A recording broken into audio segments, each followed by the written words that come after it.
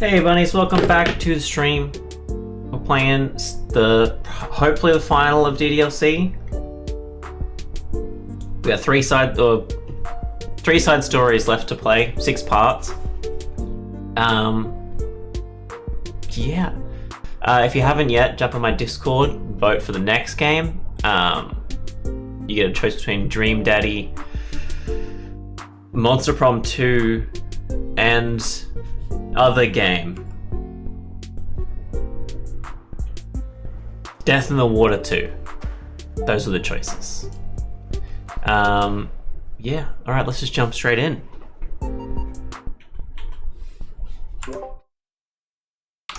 Hello there. Here we go. Let's go. Final 3 stories.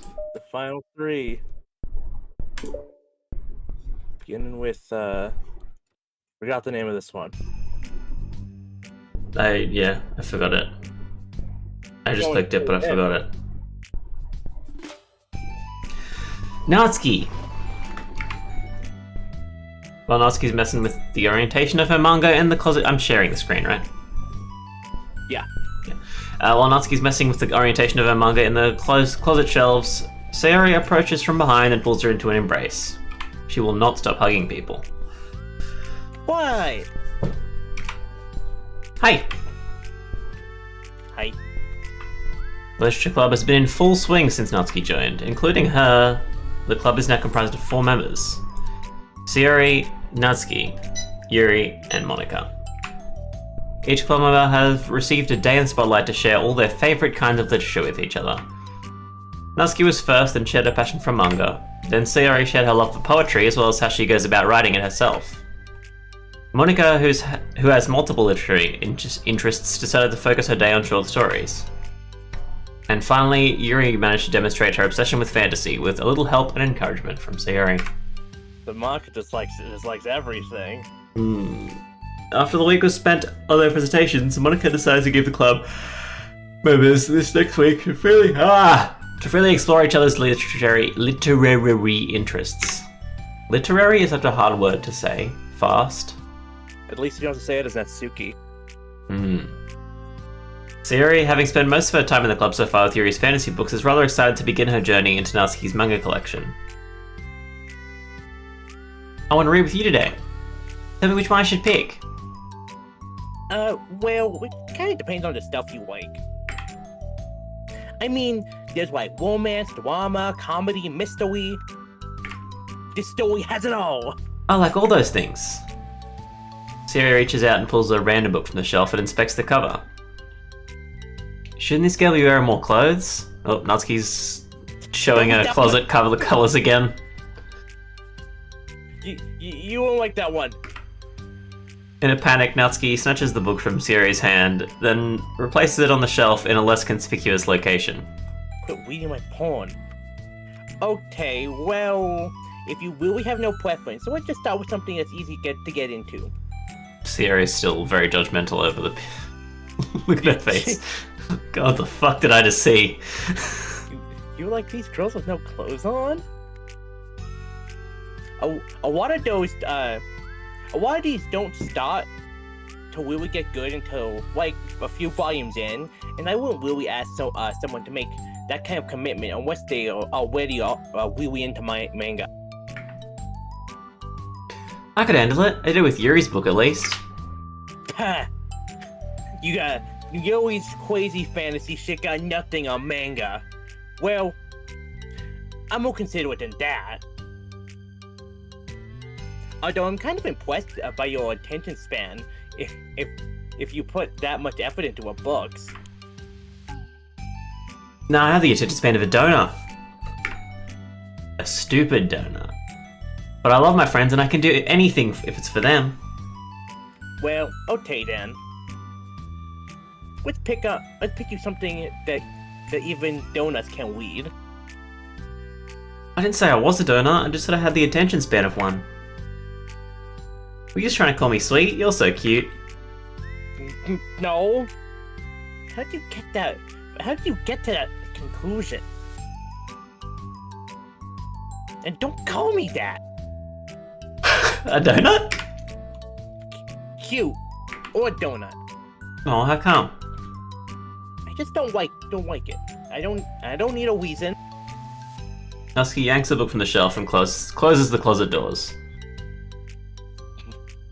If someone asks you to stop, then you need to stop. People need to be like that. I'm sorry, I really didn't mean to hurt you. Inconsiderate jackass. Sorry, it wasn't you. Natsuki shakes her head while pulling a second chair over to her desk. It was this other inconsiderate jackass earlier. I was talking about something else. I didn't mean to get all angry all of a sudden. Natsuki averts her gaze and mumbles. You're like a nice person, so I wasn't talking about you. I still learned a valuable lesson. Sayori speaks softly as well, alive? feeling shy after receiving the unexpected compliment.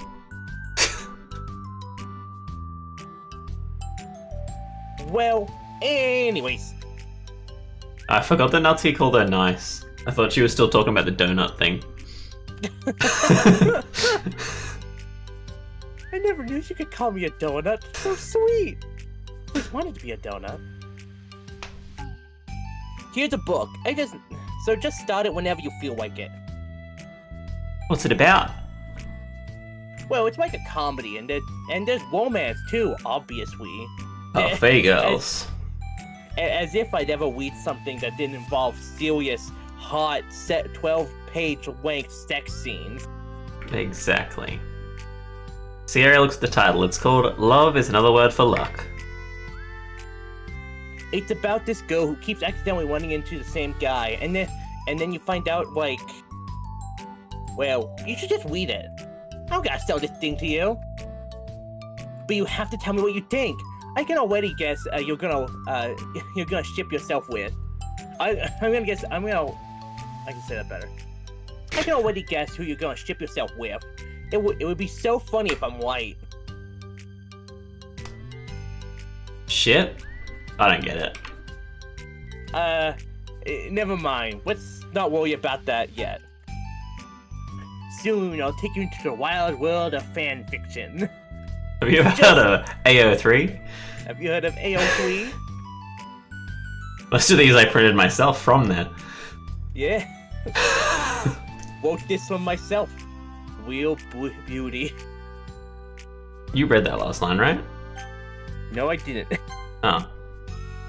Just make sure to tell me what you think. Did I read that? I thought there was another I one. thought you did, I don't know. Oh, okay. I'll start then. Hey, maybe tomorrow we can do poetry too. Oh, yeah, I guess. You see, my house doesn't have any ink, and I can't exactly write a poem. But don't you want to finish that first? Yeah, we could do both. I mean, unless you don't like poetry. Then I won't make you or anything. No, it's just... Well, never mind. We can wait about tomorrow. Last time I had a piece of paper at my house, I got thrown into a closet. It's not just manga, he just doesn't like reading. Yeah. Paper After the killed his wife. After the club meeting ends and Natsuki and Yuri leave, Monika strikes up a conversation with Sayori. I see you got Natsuki to share some of her manga with you. Terrible start to the Irish accent today. I really want to become better friends with her. She's so enthusiastic and expressive. I could just listen to her talk. She's so cute. I'm not sure if she meant I can't say that to her or if I just can't say it at all. Say what? Nothing. I'm a woman of respect. But Natsuki is a woman of cute. Hey, don't want to be slinging slurs in the club room. Cute? The C word? You guys start calling him Fluffy next? Oh, I said it. What's so bad about that? I don't know, but you know, there's one thing I'm kind of worried about. Sometimes I'm afraid that Natsuki actually doesn't like me very much. Well, that's ridiculous. Why are you Kiwi now? How come you feel that way? Well, I mean, just little signs, like how she only says hi to me after I say hi to her first. And It feels like she only gets excited to talk to me when it's about manga and other stuff she likes. She just seems dismissive a lot. She was like that when I brought up poetry. Yeah, but that doesn't mean she doesn't like you. She's probably just shy, you know? Maybe. My stupid heads just make me worry for no reason. It likes to do that.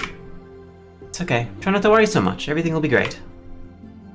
But you can always talk to me about any concerns that you have. I'm here to help. You're the best. Sierra gives Monica... What? Your Monica voice is a lot more sincere now.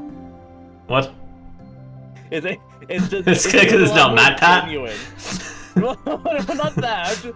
I feel like it was a lot thicker in the base game, but it's a lot more, like, sincere and heartfelt in the side stories. Sayori gives Monica a quick hug. Well, I'm gonna keep trying because I love her and I want to get close to her. You got this.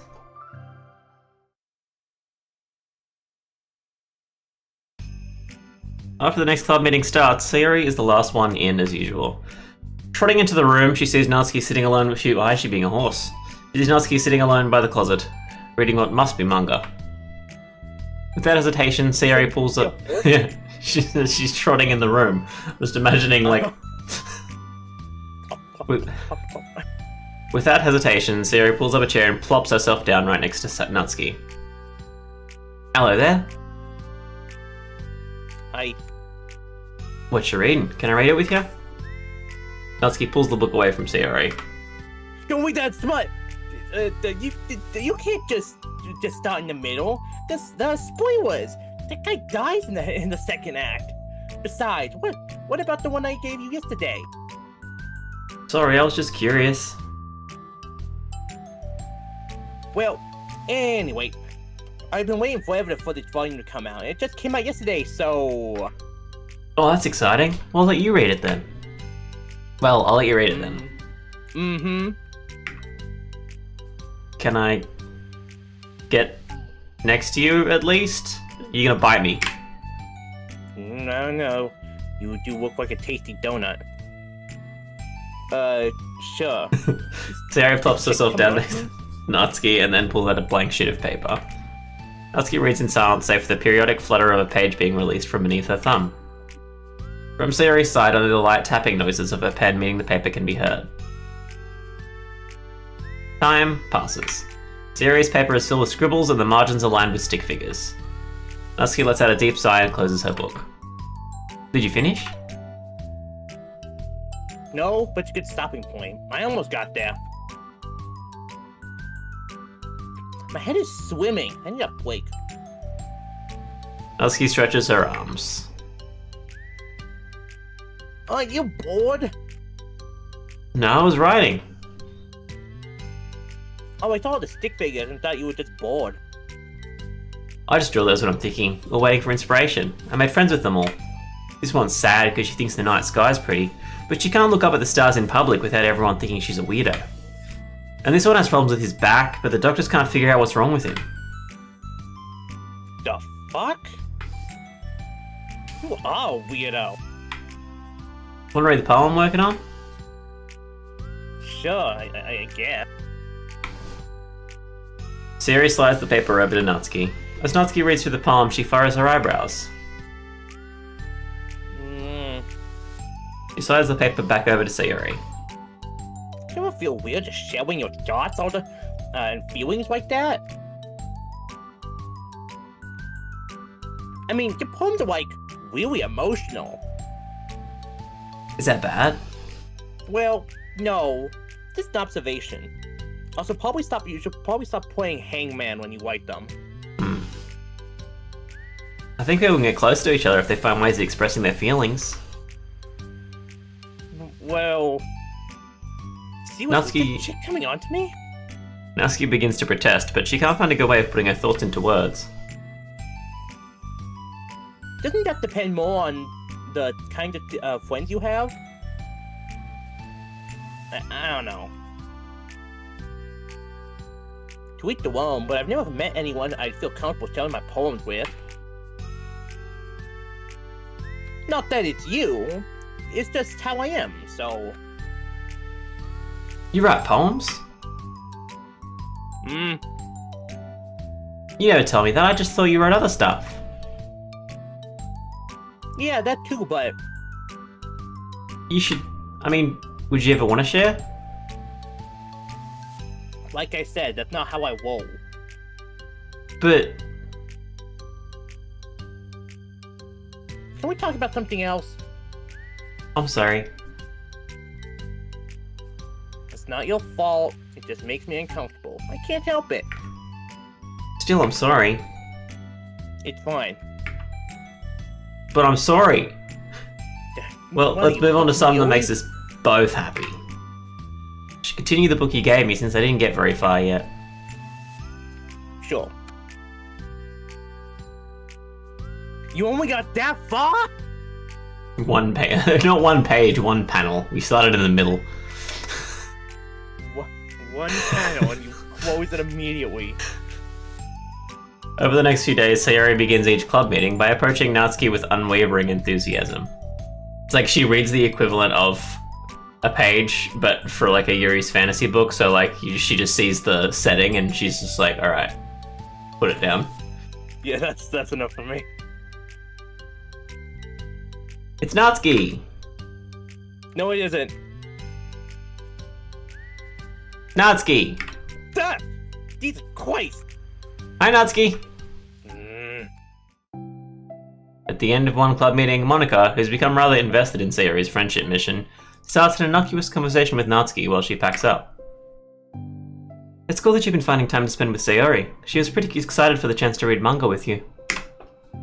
Yeah. I'm sure you've been enjoying the chance to share it too, right? Yeah, mostly. Natsuki glances over her shoulder but doesn't reply further. What's on your mind? Nothing. I don't think at all. I want to read that really smutty one, but she keeps coming over, and I can't read that in front of people. I don't talk about people behind their backs. She's doing that book within a book thing. Yeah. But it's just two manga. One's the normal one, one's just porn. Yeah. My secret manga. Natsuki falls silent, but she just fidgets instead of getting back to what she was doing as though she wants to say more. It's okay to share your feelings, that's different from talking about someone behind their back. I guess. Let me tell you everything I hate about Sayori. I just hate that. Oh, okay. I thought you were gonna leave it there. I just hate when people talk about me behind my back, so I'm better than to do it to others. Monica shares a bright smile. You're really considerate. No, I'm not. Fuck you, bitch. No, dang, you can trust me. Natsuki stands in silence. Yeah, it's better.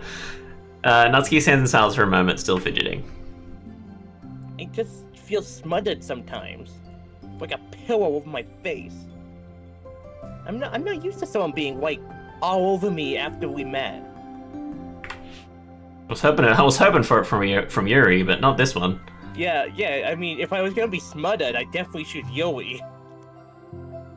I mean, it's fun to hang out and all with her, but I'd rather be getting to Pound Town with Yui. I just have no control over the pace. I can't just meet someone and instantly become best friends with them and like share everything about myself. That's not how it works. You need to raise my friendship stat a bit before I start doing that shit. I just want to chill out sometimes. Oh, I didn't realize that was happening. It's fine. Why would you have? Why would you have? I know, I just feel bad about keep it. listening or anything. I know Sayori, so I should have realized. Monica navigates through her tinge of guilt, which is surfaced mainly due to her being the one who previously encouraged Sayori's behavior. Despite not knowing the situation, Monica can't help but feel a little responsible. Do you want me to talk to her about it? No, I wouldn't like that. Well, I don't know, I could like divert her into another club activity for you or something. No way. That would be so underhanded and mean. It's like getting my mom to break up with someone. Sorry, I didn't think that one through. Besides, I just because I complained about it doesn't mean I'm asking for someone to solve my problems for me. True. I'm sorry. I guess I just instinctively want to try to solve problems, even if I haven't been invited to. Jeez, you people apologize a ton. It's fine. I would talk to Sayori about it, but it would make things really weird between us. I feel like it would make her just constantly be afraid that she's bothering me. You know how she is. I don't know how to just keep things natural. Well, I think if you do a good job expressing all your feelings, she'd totally understand. Sayori really wants to be the best she can for other people. I think she would actually be happy that you want to improve your friendship with her. I lost all accent there was nothing. Complete blank slate. Maybe. It just feels so dumb talking to someone about how to be friends with them. It's just weird and not cool. The same thing. Monica shrugs. It's the literature club. And she mumbles through that's terrible. It's the literature club. And she mumbles. It's not the cool club. Hey. Ah! She's turning evil again. Sorry, that just tickled me for some reason. Look, I know that you're kind of in a tough spot and that it's hard for you to really express yourself. But you've really demonstrated to me that you're great at self-reflection and critical thinking. Even if it doesn't feel like it to you. So you're not getting deleted just yet. I think that's the most important part of being able to navigate through these things. So I believe that you'll find the right thing to do. Well... Natsuki instinctively starts to reject the compliment, but she can't find any excuse to do so. Fuck you. Can you hear the mowing going off? No. Okay, cool.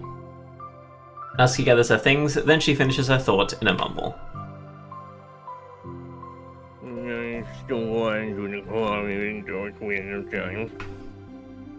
Monica smiles, but didn't understand a word of that.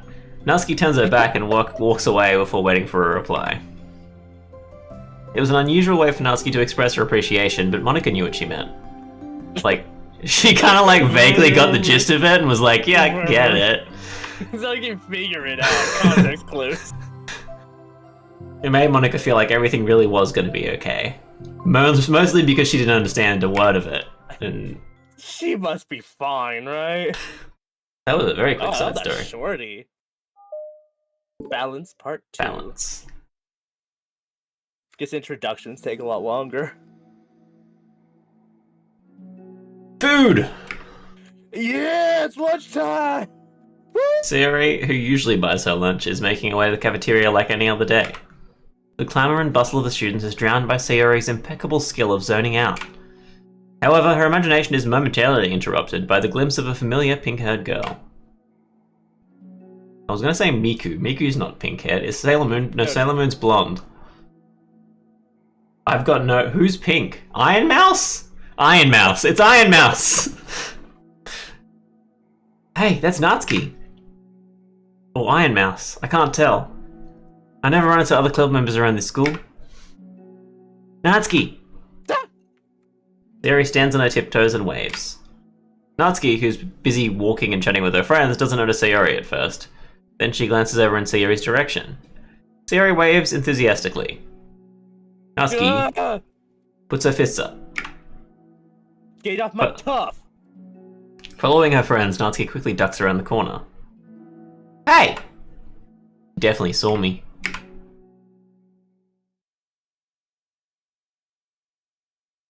Monika's the first to arrive to the club meeting, then Natsuki.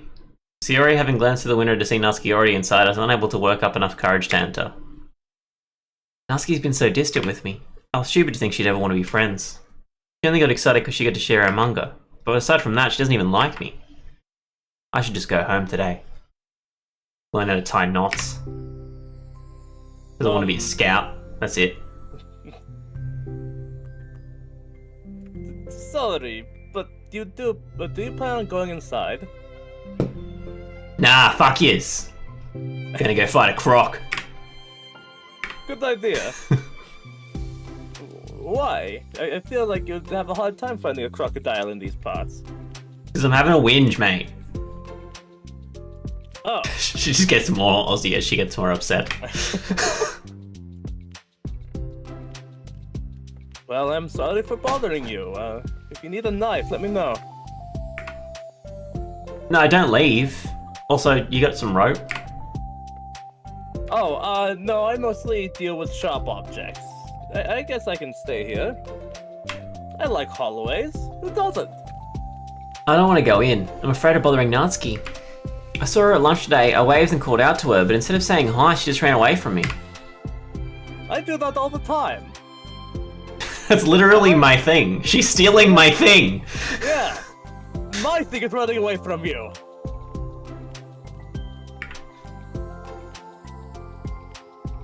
Not bad. I've taught her well. She's learning from the best. Oi! Sorry, I'm sorry, that was a joke. It just sounded like something stupid that I would do. From anxiety.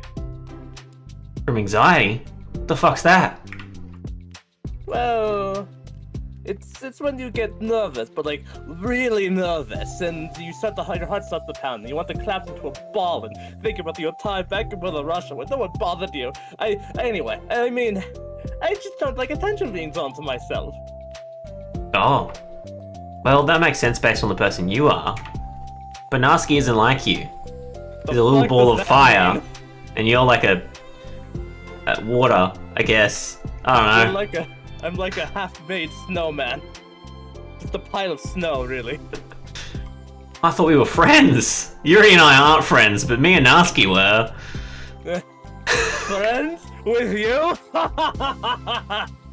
But it feels like every day she's just trying to distance herself more instead of get closer. Makes me feel like she was only spending time with me during the club because I was reading manga, but she doesn't actually want to be friends with me. Not bad. Well, I feel like I'm missing a lot of context here. So about that fantasy book I lent you. Can I have it back now? Was she in the middle of anything when you approached her? Nah, she was just walking with her friends. With her friends? Oh, that's suspicious. She doesn't have those. She doesn't have friends. That's weird. Yuri pauses for a moment. How do I put this? Sayori, you're a creep. And when you are seen with people, they drop at least 3 levels on the social chain of this school. So when she's with her friends and runs away from you, it means she does not want to be seen with you in public. Do you understand? Monica talking to Sayori suddenly made her stop being, like, cool at all. Just dropped. That's why she dropped out of the debate club. She accidentally had a chat with Sayori before she started the literature club and then just got kicked off immediately. Sorry, man. You're associated with that weird chick. We gotta get rid of you. Of course. I don't think there's anything more important to me. I mean, the best parts of my day are always with my friends. Besides that, I really hate being alone, so... You hate being alone? Sayori nods. A bit confused about Yuri asking that question, but she nods. We're very different people. I cherish my time alone. I wouldn't trade it for anything. It's the only. But I spend so much time with you, Yuri. What do you mean? No, it's horrible. It's the only time of the day I can sit back and not have to worry about someone I trusted plunging a knife into my chest. Like that savage did. Sorry. Literally spent 48 hours reading that book together. I know, that's 48 hours wasted. So, I think... We're still on chapter 1. It's another 100 pages before chapter 2. It's a lot you better strap in. Well, if I were trying to have alone time and I was being threatened with an interruption, then it just would not make me very happy. Yeah, but that doesn't have to do with Natsuki. She was already with her friends, not trying to be alone or anything. No, I think it's similar. It's, well, We're all friends in the club. In the club, we all fam. In the club, we all fam. But we have our own lives outside of the club as well. We can't all be snort and blow and in this club room 24/7, you know? If you think about it. If all the friends outside came inside, we would have a lawsuit on our hands with all of the clear tea we've been giving out. We'd have to register as a small business at that point, and I don't want to do the paperwork. We're all too young to get RSAs, it's the worst. It's terrible. Making new friends isn't some casual occurrence that happens on a daily basis. Is that a worldwide acronym? I feel like... The Responsible Service of Alcohol certificate? I think we just call it a license. Like we just have a license to serve alcohol. License. Okay. It's close enough. I read that. Read it again. A friendship is an invitation to Intertwine. It's a really stupid word, I don't like it. Yeah, sorry, my brain was reading is intertwine. Intertwine. It's like, why are you drinking wine? That's just a weird way of saying vodka. It's like wine, but not wine. It's wine mixed with more wine, makes it double wine. A friendship is an invitation to intertwine your lives together. But the capacity at which each person is ready to do that might be different. Hold on. Why does the music sound louder today? I feel like there are some that are at slightly different levels. I was like, maybe it reset. Maybe but wait, hang on. Did that? It did. Huh. Okay. That's a bit better. But the capacity at which each Persian? Persian? Don't make friends with Persians. Don't make friends with Persians, Theory. But the capacity at which each person is ready to do that might be different. There are friends who just like to have fun together. There are others that talk every day. There are others that fuck. It's all sorts of different. I think when establishing a friendship, it's important to consider the comfort level of the other person. Like Natsuki and I are more comfortable with the closet door closed. Natsuki and I, we're definitely in the third category. I mean, we don't really know much about Natsuki's life outside of the club. But inside of the club, she's a beast. It could be that she simply needs to make friends at her own pace, other than jump headfirst into new commitments. But I don't wanna. Don't talk, just accept it. That means I really was bothering her? I just really wanted to be good friends with her, so I treated her like one. Was I actually hurting her? I don't know. I'm sorry. My insight was really only based on what I understand about my own needs. And Natsuki and I are completely different, so... Why am I so fucked up? Even if all that is true, then it still means I hurt her. I think I messed up. Yuri, with you I think I was really careful to understand your needs when I was becoming friends with you. But I wasn't careful at all with Natsuki because she already seemed really social. I just took control of everything instead of looking for the right balance. Now I hurt her and she doesn't want to talk to me. How could I let myself do this? Comrade? I think that... Well, there was one time you told me something about the way I saw things in my head being different from reality. It's easy to automatically jump to the worst case scenario, but I think it's more likely that Natsuki doesn't harbor any ill feeling towards you. Meanwhile, in the club, that fucking bitch is outside again. So, I think if we were to realistically consider the situation and how it would cause someone to feel, I'm bad at this, I'm sorry. I can't give pep talks, what am I doing? You're a lot better than me at these things, like comforting and reassuring people. I'm better at making feel. I'm better at making people feel better physically. Nice. Suddenly, Sayori gives Yuri a gentle hug. You're the best, Yuri. I thought we discussed consent in the last side story. This is not consensual. Red light, I'm tapping out. I'm sorry for burdening you with this. You're trying so hard for me. You're such a sweetheart. It's not a burden. I enjoy listening to others. And my friend deserves happiness. Sayori beams! Well, I think I'm going to give Natsuki some space. She should do what she wants. And if she does still want to be friends, then I'll learn her needs and I'll match her boundaries. And I won't hug her without her consent. Unlike me. Yeah, I'm sure that's what's best. You needed the hugs. She might not. We'll see. Can you let me go now? I wish I didn't feel so awful and guilty. It makes me feel desperate, like I need to make it up to her by trying to make her happy. But that's not what she needs. I just have to tell myself that. It hurts, but I guess it means I still need to grow. I really want to grow as a person. If it's to be better for my friends, I want that. That's very mature of you, comrade.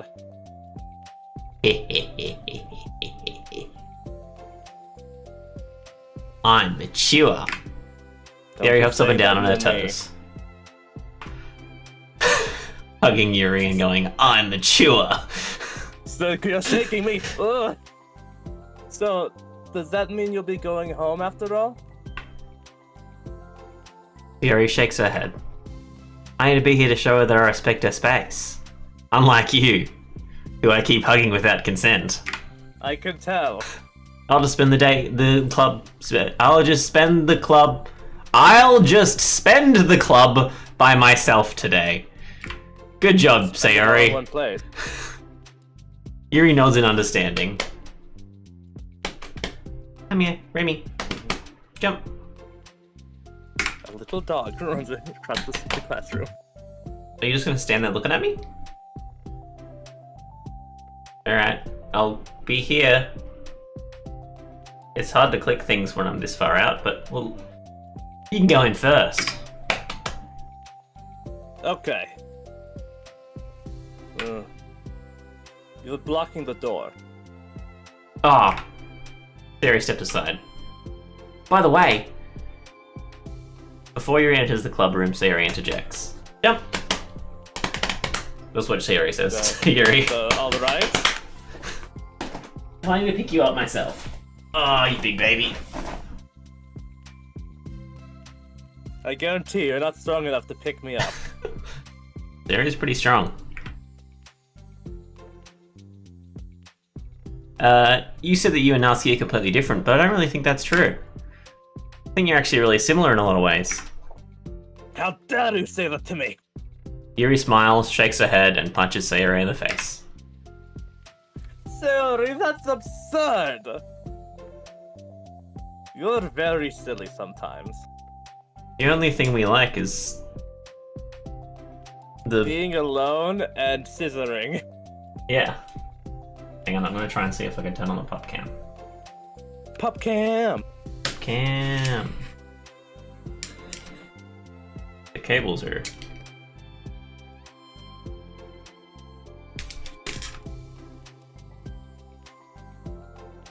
It's really blocking everything, isn't it?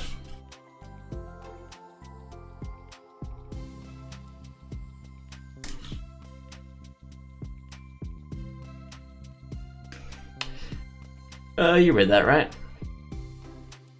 Yeah. What's wrong, bud? Yuri turns and enters the club room.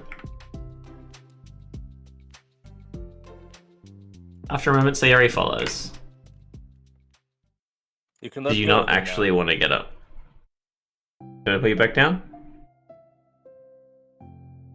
He's staring longingly at the floor. Alright. And you go.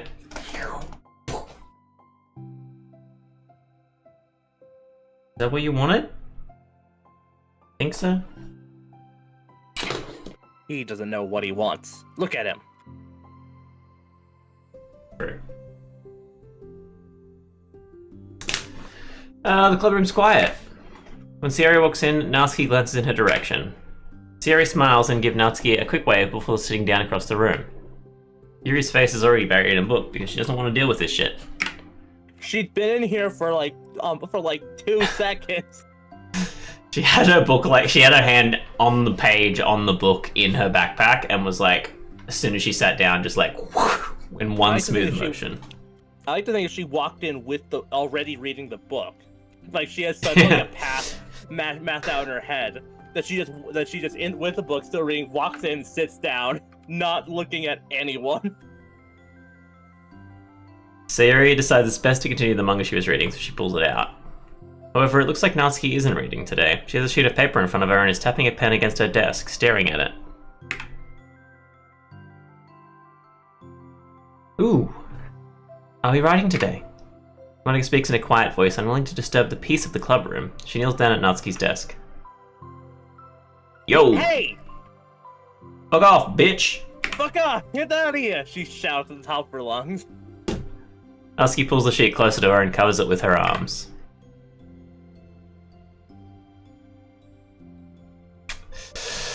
Sorry, I didn't mean to peek. Whatever. I just wanted to see how everything was going. It's fine. Natsuki replies dismissively. She glances over at Sayori, who's focused on her manga. Monika follows Natsuki's gaze. I think she's mad at me. Yuri?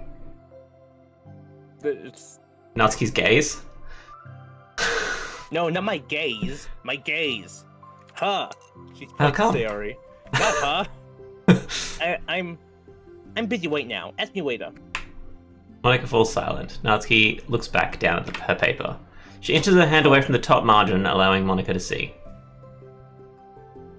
Says to Sayori, Remy, do you need to go to the toilet? Is that why you're scurrying? Alright. Oh, you skill. I'll be right back. I'll make a coffee on the way. Good. Great.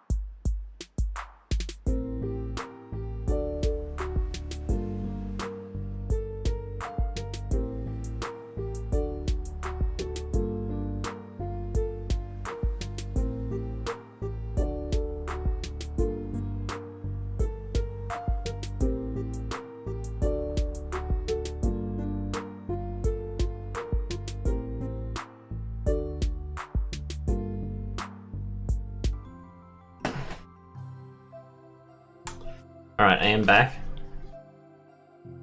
Remy is not. Welcome back. Busy chasing lizards. So we'll see if he gets bitten by a snake. That's on him. Yeah, it's his fault. I'm assuming because there's so many lizards around that there's no snakes around, but who knows? I don't know how that works. Or because of the plentifulness of the lizards, a snake could appear. Perhaps. Just because you see an all-unique buffet does not mean that I am nowhere near it. Unlikely. I'm there, you know it. Understanding. Monica smiles. What the fuck were you understanding? It's too long.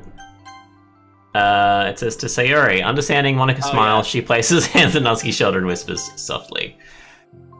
I'm proud of you. Be mine. Natsuki looks away, but makes no motion to remove Monica's hand. Monica gives Natsuki's shoulder a quick squeeze before standing back up and pulling away. A mom squeeze? Like, what's... squeeze? Monica. The end of the club meeting passes. Yuri's already departed. So has Monica, after checking on... she just reads and fucks off. Checking on Sayori and Natsuki to ensure they wouldn't stay too late. Sayori was determined to finish her manga volume before heading out, since the end was approaching. The end with Natsuki, with Natsuki also staying late for an unspoken reason, a silent tension hangs in the air. After finishing the volume, Sayori brings it to the closet to put it away. She slides it back onto the shelf while Natsuki watches. Then Natsuki gets up and pulls it back out in order to return it to its proper location. Messy bitch. Sorry, I didn't know where it was supposed to go. It's fine. I mean, it's not act-y, but I'm just saying it'd be nice. The two fall silent again, avoiding eye contact. They both look like they're about to say something, but neither can break the silence. A moment passes. Well, I'll be on my way. Silence. See you tomorrow. Sayori turns away to hide her pained expression, then walks away from the closet. If there was any proof Natsuki no longer wanted to be friends, this was it. Defeated, Sayori carries herself out of the club room. They killed her. Once in the hallway, Sayori takes a deep breath and hits her palms against her cheeks to clear her head a little. Suddenly, Natsuki's stammering voice calls from behind. Natsuki? Startled, Sayori turns back around to face Natsuki. Confrontation in the hallway. Natsuki fidgets and anxiously continues with a shaking voice. I have a lot of things to say. Me too. But you go first. Natsuki bites her lip and can't stay still. Well, first of all... She cuts herself short, struggling to continue. Trying to force the words out, she stamps her foot and hops up and down a little. Shake it out. Shake it out. I'm just for the... I'm sorry for the thing I did at lunch. I'm sorry for just being kind of mean lately. Just walking past the hallway and you see some girl walk out and start smacking her cheeks, and then another girl comes out and just starts hopping. Just the janitors in the back. Those literature club kids are crazy. It's really hard for me to like... I mean, I'm not good at things that make me uncomfortable. Coffee's still hot. Coffee's still hot. Like too hot coffee. Especially when it comes to, like, women. Like, feelings and stuff. Women. I'm better at feeling stuff than feelings and stuff. Why is Natsuki looking at me? I don't like it. Player, you reading this? It's important. Face burning, Natsuki clams up again. Instead of continuing, she simply holds up a sheet of paper for Sayori to take. The best place in the world. I love my bedroom. It's full of bright colors and soft things. Like Yuri. The sunlight shines in and makes everything sparkle. It's the best place in the world. It has all my treasures, all my books, my collections, my memories, my side chick, all all of the best dreams were born in this womb. It's the best place in the world. It has all my secrets and all my failures, my fears, my feelings. Sometimes it feels so fragile that the door will break at the slightest touch. But it's still the best place in the world. When someone knocks, I get scared. I brace my arms against the loose hinges. Please don't break. Don't come in. I'm not ready. It's my best place in the world. The knocking won't stop. I block the door with furniture, and I peek through the keyhole, and I panic. I'm trapped in the best place in the world. Thank you. I'm not ready to share my favorite place. I need to clean my secrets. I need to make my bed and hide my nightmares. I need to touch them to put. I need to. The weird way to say that. I need to touch them to put them away, to see them again. I have so much to do, and I'm scared. I'm not ready. I need to throw Yui out the window.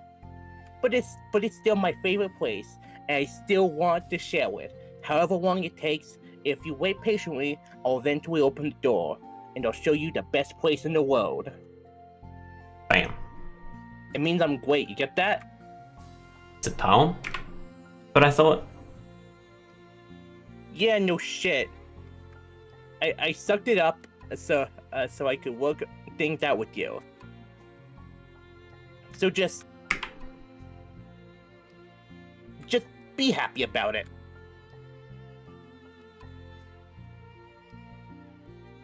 What's going on with her hand? Why is it leaking? Which hand? I don't know what's going on down there. Oh, with underneath the safe, there's like white underneath the cuffs, and it's going down. I see there's like a weird bit of blue. Did you see that? Like yeah, I don't know what's going on. I don't know what's going on. Husky's insane. She's got one of those like 2000s like shaped rubber band things that kids used to wear on their wrists. You probably, I bet you didn't have. Did you not have those? Rubber bands, like the snap bracelets? No, so there are these literal. So when I was growing up, there were these literal rubber bands that were in the shapes of like little guys or. Oh yeah, I remember that being a thing. Kids would just have like 30 of them, like cutting off the blood circulation to their wrist. So, yeah, but she probably has just like one of those. It's blue. She keeps around her wrist. Please. Sayori smiles deeply from the bottom of her heart. Fuck no. I'm happier than I could express. I feel so awful, but I'm so happy that you would do this for me. I actually realized before the club meeting today that I made a mistake. I got so caught up in the chance to get closer to you that I forgot to think about what you wanted. And though we probably have different ways we like to make friends. Stop looking at me. About like the friendship stuff. I mean, it's okay. I understand, so you don't have to force yourself to talk about it. Your palm did a good job. So don't force yourself if you're not ready yet, okay? Nusky nuts. You don't have to feel like you did anything wrong. It was my fault, and I'm sorry. I wasn't mad at you today or anything like that. I actually felt really guilty and wanted to give you space. I was thinking it's silly that I just approach you all the time and that I should just let you approach me when you want to. Just whatever makes you comfortable, I'll respect that from now on. Friendship should always start with those things. The right balance. Nusky nods again. You let me talk, bitch? One thing about that. Finally, she shuts up. Huh? No, stop! No, shut your mouth. Just keep it closed a little bit. Well, I don't want to have to approach you all the time either. You can talk. You have a 20-word daily limit that you can say to me. Hang on, the dog's barking for some reason. He probably doesn't understand how doors work. Found the snake.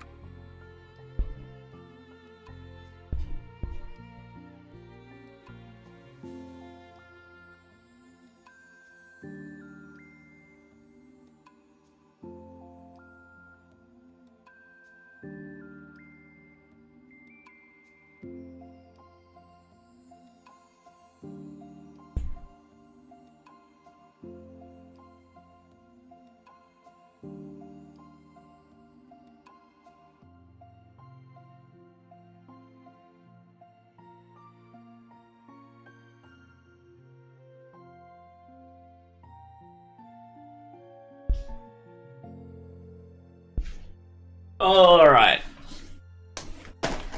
I have made the absolute worst decision this recording by starting to eat a box of Sour Patch Kids. A box of Sour Patch Kids?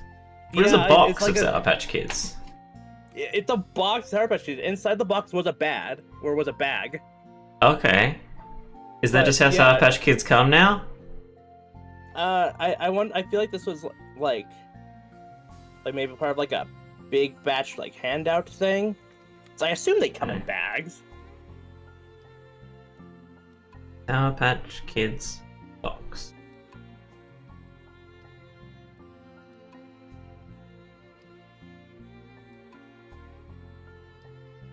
I don't get it.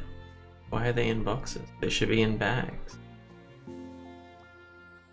Like a box with small bags in it, like a kind of fundraiser situation. Yeah, like it had one bag in it, but yeah. See. And now my tongue doesn't work, so this is gonna be interesting. Yeah, I remember there was like a school carnival situation going on when I was in primary school. Mm-hmm. And my mum was helping to organize it, and she bought boxes of like lollies that didn't sell for like cheap. Mm-hmm. But a bunch, I don't know if they're things, actually I don't know if they're things full stop anymore, but there were these things called zombie chews, where like with chewy bars that are like sour in the middle, like sherbet sour stuff in the middle. Mm-hmm. So we had a box of those, and so obviously I ate like the entire box in maybe a weekend. My tongue was physically melting, like there were bits of tongue afterwards. Like it was disgusting. You dissolved. It literally dissolved. It was like, yeah. So definitely horrible. Stop. If it's starting to hurt, stop. Yeah. Okay, I will take that warning. Did you read this? I can't remember. Yeah. I just want it to be balanced, like you said. As all things should be. Perfectly balanced, as all things should be. Kind of want to Natsuki Thanos art now. In time, you will know what it is like to lose. It's Natsuki punching punching Hulk. You Siri nods. with the head. I understand. We'll make sure of that together then.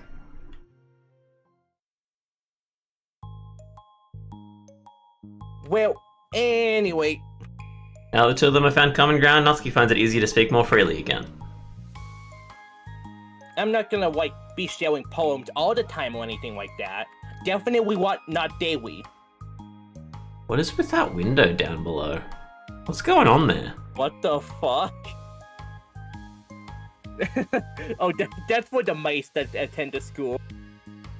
There's more. What the? Is that a Japanese thing? Is that for the short people? Are there people that just crawl everywhere? They need to see maybe. as well. Is it are they not supposed to be windows? No, there gotta be windows. Because I thought my first thought was oh, it's a radiator. No, because it's indented. Yeah. I was thinking maybe they're lights, but they're not. You wouldn't have them indented like that if they were lights. Not that deep, nor would you I don't think you do that same pattern as well. It must be. What the fuck? Maybe it's because we're in a third-story building or something weird like that. Maybe. And they're aesthetically outside. Yeah, I don't know. It's weird. I guess it wouldn't hurt to do it once in a while. Only the best ones. I got and this she one about. chooses that monkeys one. I got this one about eagles. Nice. You're gonna whip your lid when you read it. So you better like them, because otherwise I might change my mind and hit you. I like anything you do, Natsuki. Especially Yuri. I do like doing that too. I was just saying. More importantly, I have to tell you about my new boyfriend. You're straight? Oh, from the manga. Wait, I need to guess it. I need to guess who it is. Hang on, so this makes me think Sayori's gone online and looked up shipping, and now she's just so invested. She made 5 Tumblr accounts. She's in too deep already. You definitely won't be able to guess. The two walk down the hallway together. Oh my god, we have so much to talk about! Damn. I should have told you to save the last 2 tapas so I could see your reaction to the big reveal! Oh, you wanted to enjoy it with me. That's so cute. Oh, shush. Even when I think Sayori's little gremlin laugh makes the most sense. Yeah. I don't know which one hers is. You already got Deja Vu. Maybe it's My Feelings? Maybe. Yeah. Yeah? Oh, the Netsuki one. Oh, cats. So cute. The Squad. Finished side story. Oh yeah, it's the squad. The girls. Portrait of Markov. Notepad. And they're just doing fuck all. And the pen. The art's so much better though. It is. I think compare that to this one. Like DDLC 1 is very much like the point was to be as generic looking as possible. Like the music was super generic, the art was super generic.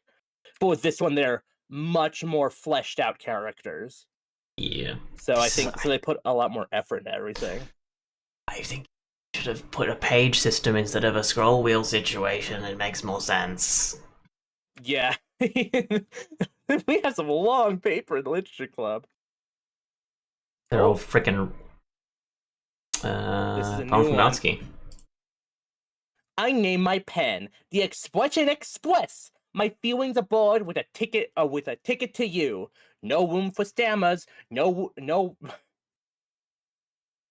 Maybe a little room for stammers. No lies, no extra stops, no compromises. Station screaming by. Attendants saying hi. 1 ticket to you, please and thank you. Take a headphone and doze. No bumps in the whales, just dumps on my heart and whoops in my wetters. And clouds in the sky and dreams in my eyes. Hey, wake up! The train has arrived. Express, destination you. Choo choo. Nice. So we've got 1 poem left to go. Yeah. Which does that must be a Monica poem then? I think she. I'm guessing she reads 1. No, acquire all of Monica's other poems. The last poem is none of their poems. Actually, hold on, what that no. I think that one must be the one another for doing the base game where it's like I'm like the Literature Club, but it's nothing but a place of horror. Like I should have known that. Goodbye Literature Club. Something like that.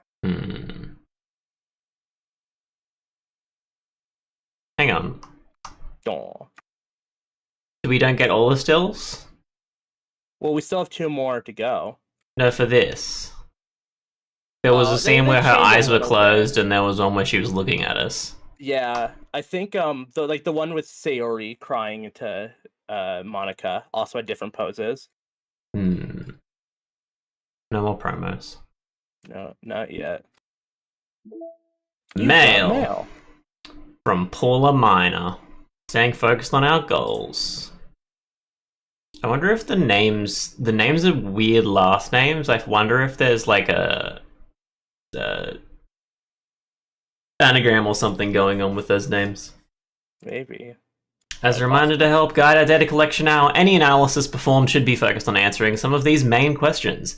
How does granting elevated access to the VM affect a person's emotional state?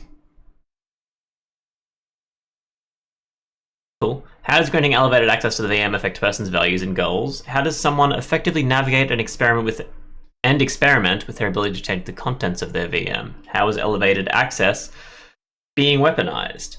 What actions and values most contribute to the destruction of the universe? Most importantly, how might your observations apply to our own universe? Bonus, how can we present this to upper management as an operation that benefits the company? On a later note, whoever changed the color scheme of the desktop to pink, can you please change it back? It's unprofessional and runs the risk of drawing eyes. Nice. I like that they say someone. That's implying that Monica is a person, not a AI. Mm-hmm.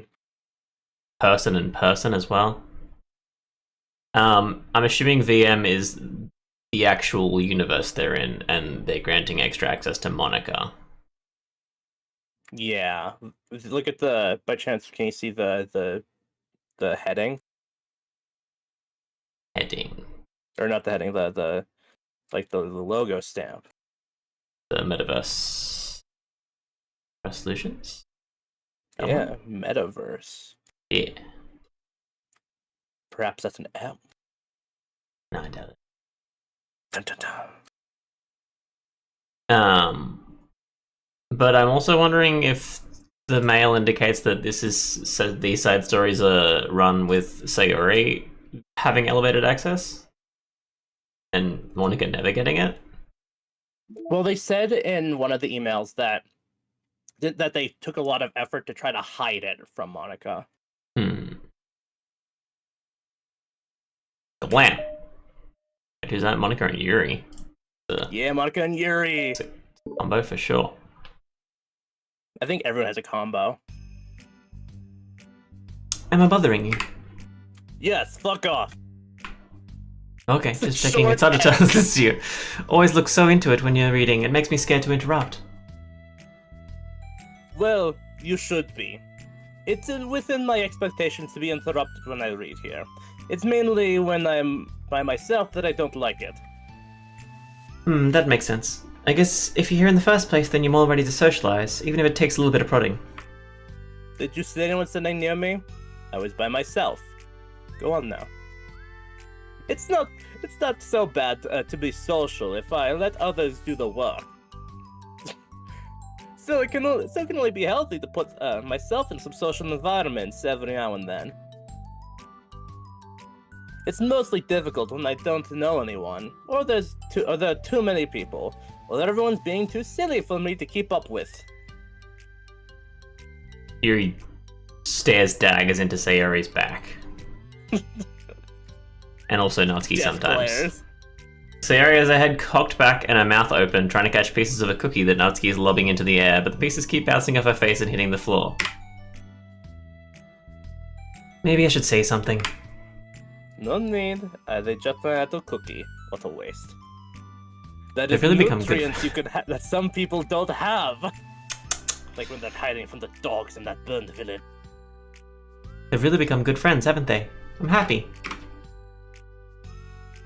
Sayori seems particularly good at making that happen. But the two of them are both on the energetic side, so I suppose it works out well. Yeah. Come to think of it, you and I haven't had many chances to talk one-on-one, have we? That's not by accident. Well, that may be partially my fault. Nope. Since I'm supposed to be the one engaging club members. Not at all. You're getting married? I've been avoiding you. I've probably formed the habit of drawing minimal attention to myself. I blend into the background really well. Nice. The responsibility is equally on me, at least to display some openness to engage. It would also help if I stopped hiding behind that pillar in the corner of the room. Well, what about during times like lunch? You meet up with friends? I just read. Oh. But I like it that way. I have a book of friends. It feels nice to be carried off again after a morning of classes. I also read during those. Do you always read fantasy? Not always. I suppose it's all I've read recently, but only because of I'm in the middle of the series.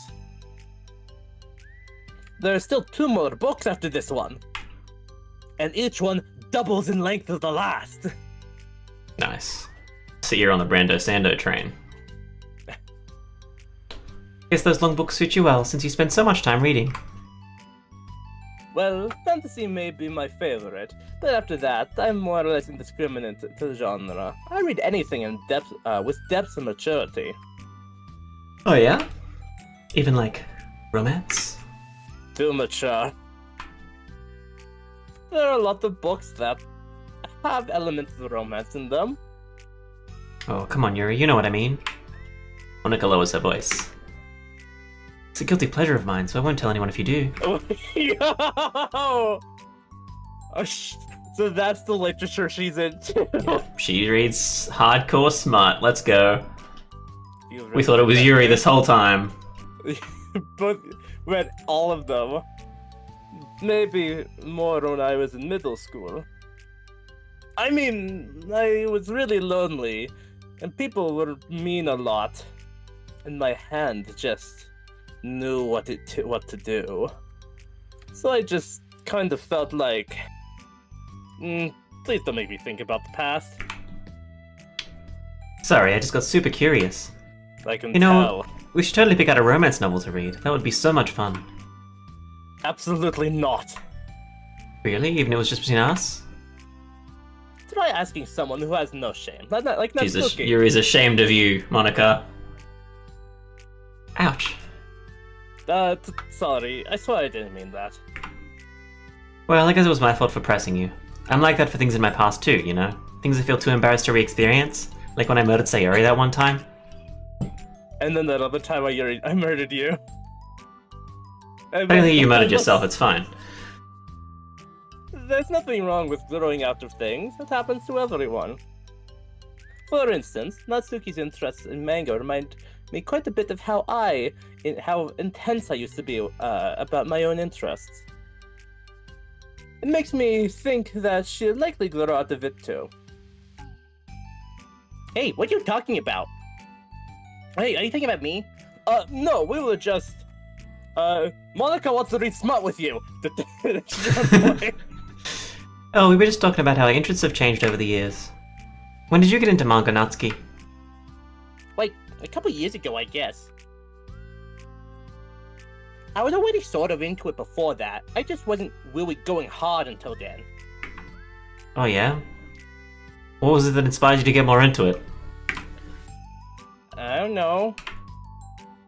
I guess, let me think. Well, it was getting hard, so I got into it. It was after I discovered a series that I really liked. Yeah, I was just like, really fed up with a lot of things, and I got super into this one series that I really related to. I guess I had an edgy phase where I just hated everyone around me and wanted to be by myself. Like Yuri! Hey, kinda like Yuri at all times. But Monica! Sorry. That's completely wrong, so...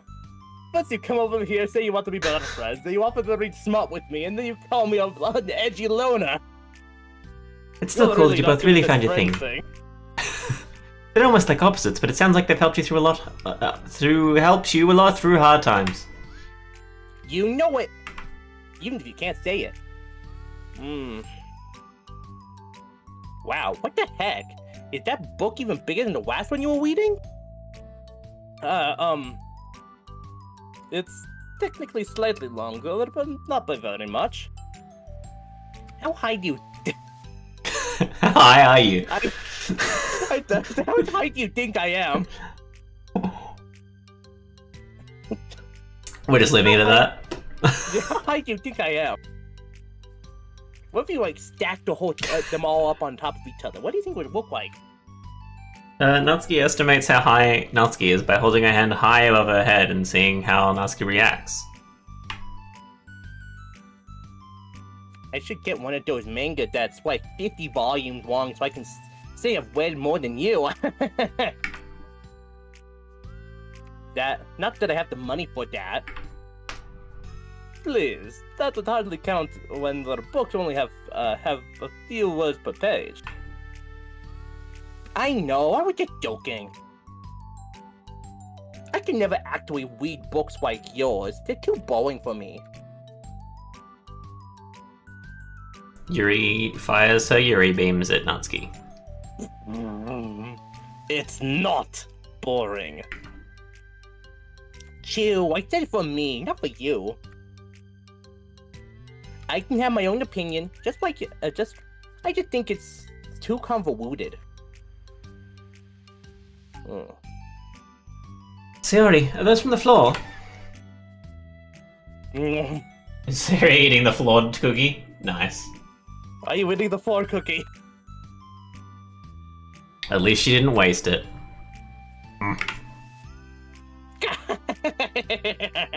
Gross. Also, wash your hands before you touch any of my books. But my hands aren't dirty. I picked them off the floor like a duck, like a chicken. Just do it. The oils are there even if you can't see them. Fine. Sayori trots out the door and Natsuki follows. Yuri, you're a little upset. I just need a stiff drink. What Eat? kind of nerve? What kind of nerve does she have to call my hobby boring? Well, she did correct herself. Hardly. She was so condescending. I don't mind if she thinks it's not for her. I already understand that it's not for everyone. But she knows well how much these mean to me. So how about just leaving me alone instead of needlessly telling me the things you hate about it? I'm sorry, Yuri. You may be right. This won't be the last time people have strong feelings about what they like and don't like. Especially in a literature club, so I should figure out how to mediate discussions to keep them positive and constructive. For the record, I've always been impressed by the level of creativity in your books, and also your ability to get through them so quickly. Thank you. Okay. Well, this is something that I have to think about and revisit. I'm sure I can help Natsuki find some common ground with you. That's all you do around here, isn't it? Think about how they're going to fix all problems. Common ground isn't necessary, I just wish to be respected. That then. Either way, I'll do my best. You've got to pick your goal, mate. I'm skeptical when it comes to Natsuki. I trust you, Monica, but I'm skeptical. I'll keep an eye on you. Always watching. Okay, everyone. We have a special club meeting today. As you know, the Literature Club's a place where we get to share things that we're really passionate about. But that also means you should be... Natsuki's gonna feel like so called out.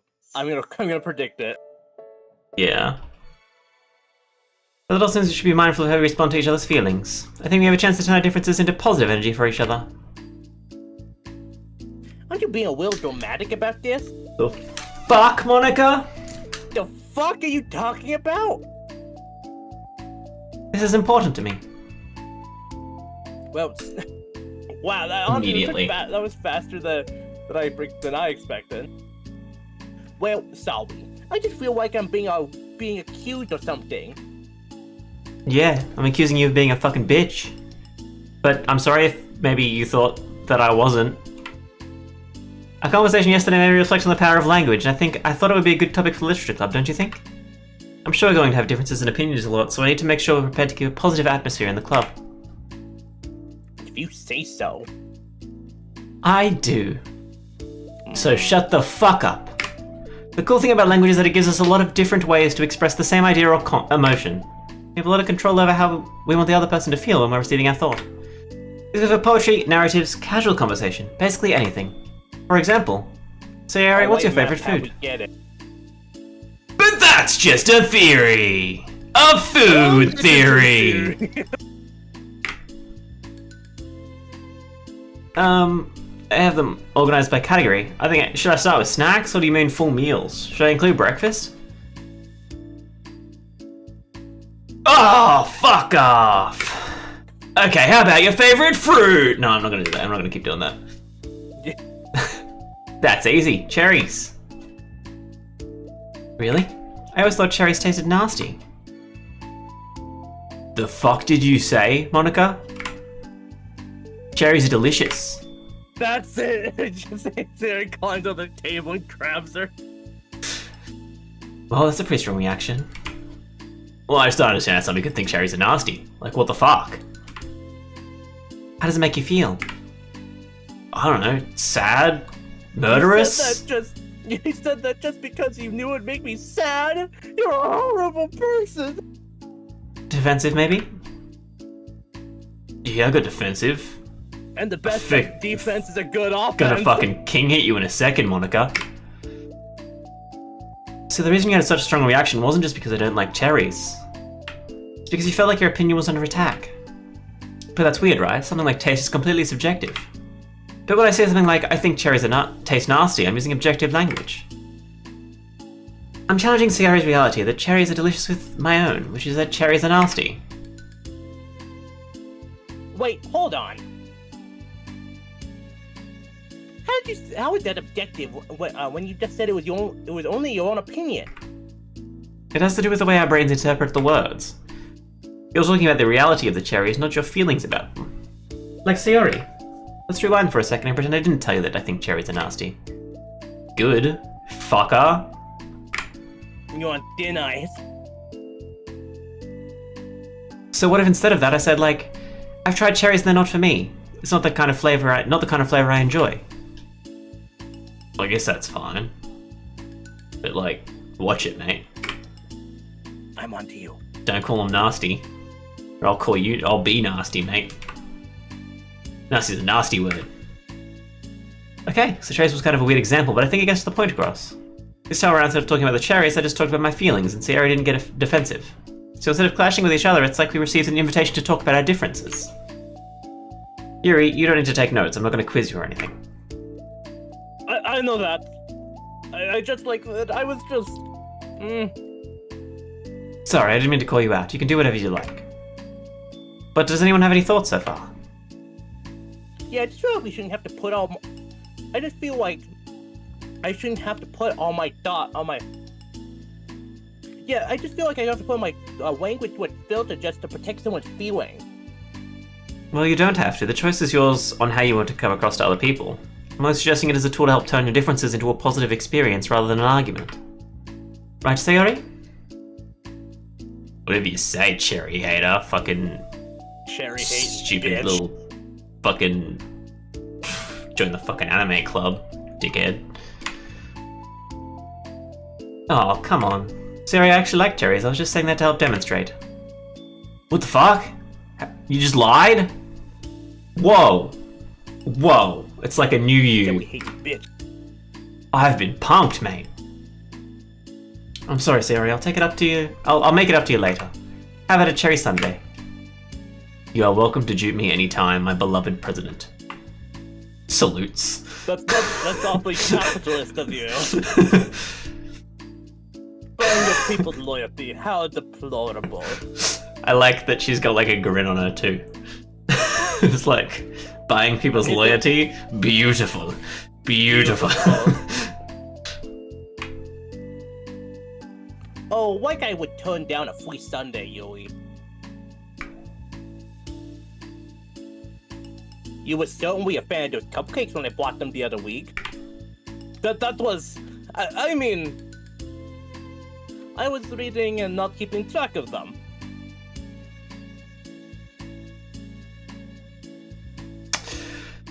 Okay, that's enough. We're getting off topic. So now that we have the gist of it, what? I was gonna say, there's such a funny line that, upon reflection in the base game, I absolutely love is that Yuri always got like low-key excited whenever Natsuki mentioned bringing cupcakes. Like you could kind of tell, like, oh, you're bringing cupcakes, so what? I must be there then. Exactly. It's so a bit more the reveal here that she just like loves and pigs out on Natsuki's cupcakes. It's so fun to me. Nice. So now that we have the gist of it, how about we try it with something more relevant to the club? Like manga, right?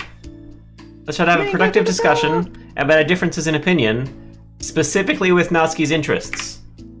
For some reason. Yuri, do you want to start pissing on Natsuki's interests? This is because it's really targeted. I think I understand why you got kicked out of the debate club now. Well... She got kicked out of the debate club because she just started fights way too often. I'd rather not, no. Oh, how come? Well, because I don't see how anything productive can come from that. It's just going to start a fight. That's the point, Yuri. I want to see you fight her. Punch the little gremlin.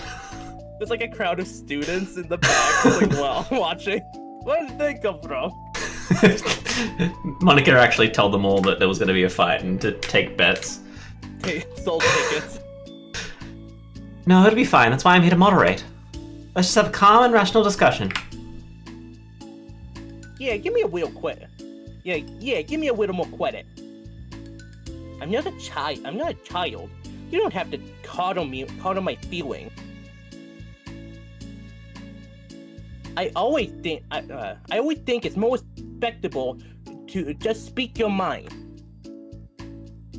Respectable? Yuri's expression changes at that word. As Monica recalls, being respected was the crux of the matter for Yuri. Well, the point of the exercise isn't exactly like... It's fine. Don't talk for me, bitch. I have nothing against anyone personally. You're entitled to enjoy it, whatever it is you like. I just prefer more depth and nuance to my reading material. I look for stories that are imaginative and sophisticated beyond the surface level.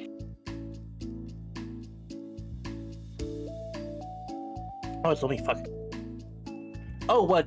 Well, that's just a misunderstanding then. I thought you were gonna say that manga's for children or something. I don't hear enough of that. But there's plenty of deep manga. I'm not clueless about manga. I've read my own fair share when I was younger. What? Are you serious? How come you never told me? Because I'm past the point in my life, because I'm past that point in my life, and I really prefer not to revisit it. Dark times.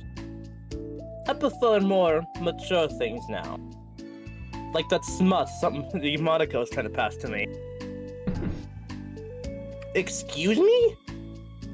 You're passing smut without me? Okay, hold on. Can I jump in here? Let's try to keep things subjective. Because if you imply that manga is immature, then aren't you implying that someone is immature for being into it?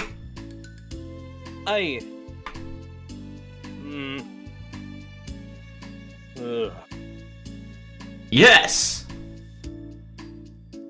Well, maybe it's immature to judge people for having different tastes than you. Still get to the point where fucking the first chapter of Yu-Gi-Oh! A book for literal children has fucking murder in every chapter. Yeah. Yeah, isn't there another one with like a really brutal rape scene at the start? Is that Goblin Slayer? I don't know. A lot of people talk about Berserk. That's alright. It's supposed to be a mature one, and I haven't read it. But every time I hear about Berserk, everyone mentions that there is like just ignore the first page of the book or something. Like it's something insane. I have no idea what it is. Yeah. I feel like a lot of those weird D&D like inspired manga does have weird scenes in it. Probably Goblin Slayer. It's D&D. D&D is what I do. Yeah. You read this, correct? Yeah. Natsuki. Nobody's immature. Except me, I ate cookies off the floor with my mouth. But I've read Natsuki's manga and Yuri's fantasy, and I love them both in their own way. Okay. Specifically like a chicken. It's great that you like it, but I still find it boring. Boring isn't subjective. Okay, Monica, there's a key word you missed there. It's I. I find it boring. God damn, I hate people with this argument. Okay, it bores me. That's subjective. But, I mean, the thing about... This is ridiculous. Where I come from, we settled this discussion in the fight pit. do you see why I don't want to participate in this? I knew it was going to just, I knew it was just going to make people upset. I'm not upset! Like I said, I don't care what other people think! I just always got the impression that you secretly looked down on me, so I'm glad my suspicions were confirmed. That's not true at all. You're making an assumption. You can't blame me for getting defensive when nobody ever has the least bit of respect for the thing that I'm into. The only thing I look down upon is when people make fun of me for just being myself and trying to mind my own business. Wait, have you looked in a mirror? Tell me again about respect after calling all my inputs immature. You can't. Oi! Shut the fuck up! Please? You don't mean the things you're saying right now. Let's just be friends. Yes, we do. I didn't mean for this to happen. Well, it did. So please, don't invite yourself to try to solve other people's problems next time, okay? Fuck. Yuri's piercing words sent the club room into a choked silence as she gathers her things. He leaves. All good. Holy shit! I've never heard her sound like that before. She must be so pissed. Well, you weren't very nice either, so... I was just saying... How'd this happen? It was my fault. Yuri wasn't wrong, I shouldn't have tried to moderate a conflict when I know how bad I am at dealing with conflicts. It was a really stupid thing for me to do. It's nobody's fault, and it wasn't stupid. Everyone in the club's a nice person, but... How the hell are you in the debate club? Everyone in the club's a nice person, nobody would have expected this. But I guess we're sensitive about the things we really love. Honestly, she kind of brought it upon herself. Like I said, I don't care if you're not in the manga, but if you actually look down on other people for it... That's kind of the point I was trying to make in the first place. It's not about sugarcoating things, it's about just recognizing and understanding our differences. Okay, but here's the thing about that. Yui actually looks down at me. Look at her height difference. It has nothing to do with her word choice or anything like that. She's just like 6'8" or something. So I see what you were trying to do, but I really think the problem here was her. Not just like the way we talk to each other, right? I mean... Yuri isn't like that, she's a lot sweeter than you're giving her credit for. I'm sure she'll be reflecting on this. I actually think everyone should. It'll be fine. I'll figure something out. Wow, I'm just like, saying that instinctively. I'm just setting myself up to cause more problems. This wasn't your fault, Monica. You don't have to beat yourself up over it. That's what Yui does. If you ask me, it's good that the truth finally came out. Because I can just move on now. But, It's fine, I promise. Let's just get our mind off this, okay?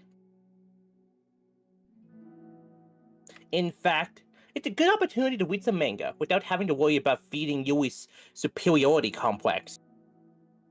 Don't be mean. I'll talk or read manga or whatever you want, but don't be mean to my friends, okay? Sorry. I'm just bitter. Everything will be okay. I mean, I don't have the answers, but I at least know that we're all good people and don't want to hurt each other. This will be a learning experience. Monica says that, but her uneasiness is given away by how much she has to force the reassuring tone in her voice. This is bound to happen eventually. Natsuki and Yuri have always engaged with each other, the least of it out of anyone, and this is the reason. As Sayuri and Natsuki proceed to distract themselves with manga, Monica sighs to herself, unable to shake her worried thoughts. Will the club really have to just come to terms with the fact that some members will be incompatible with each other? Monica desperately doesn't want to admit that, and she knows Sayuri doesn't either. But for once, a solution doesn't seem to be in sight.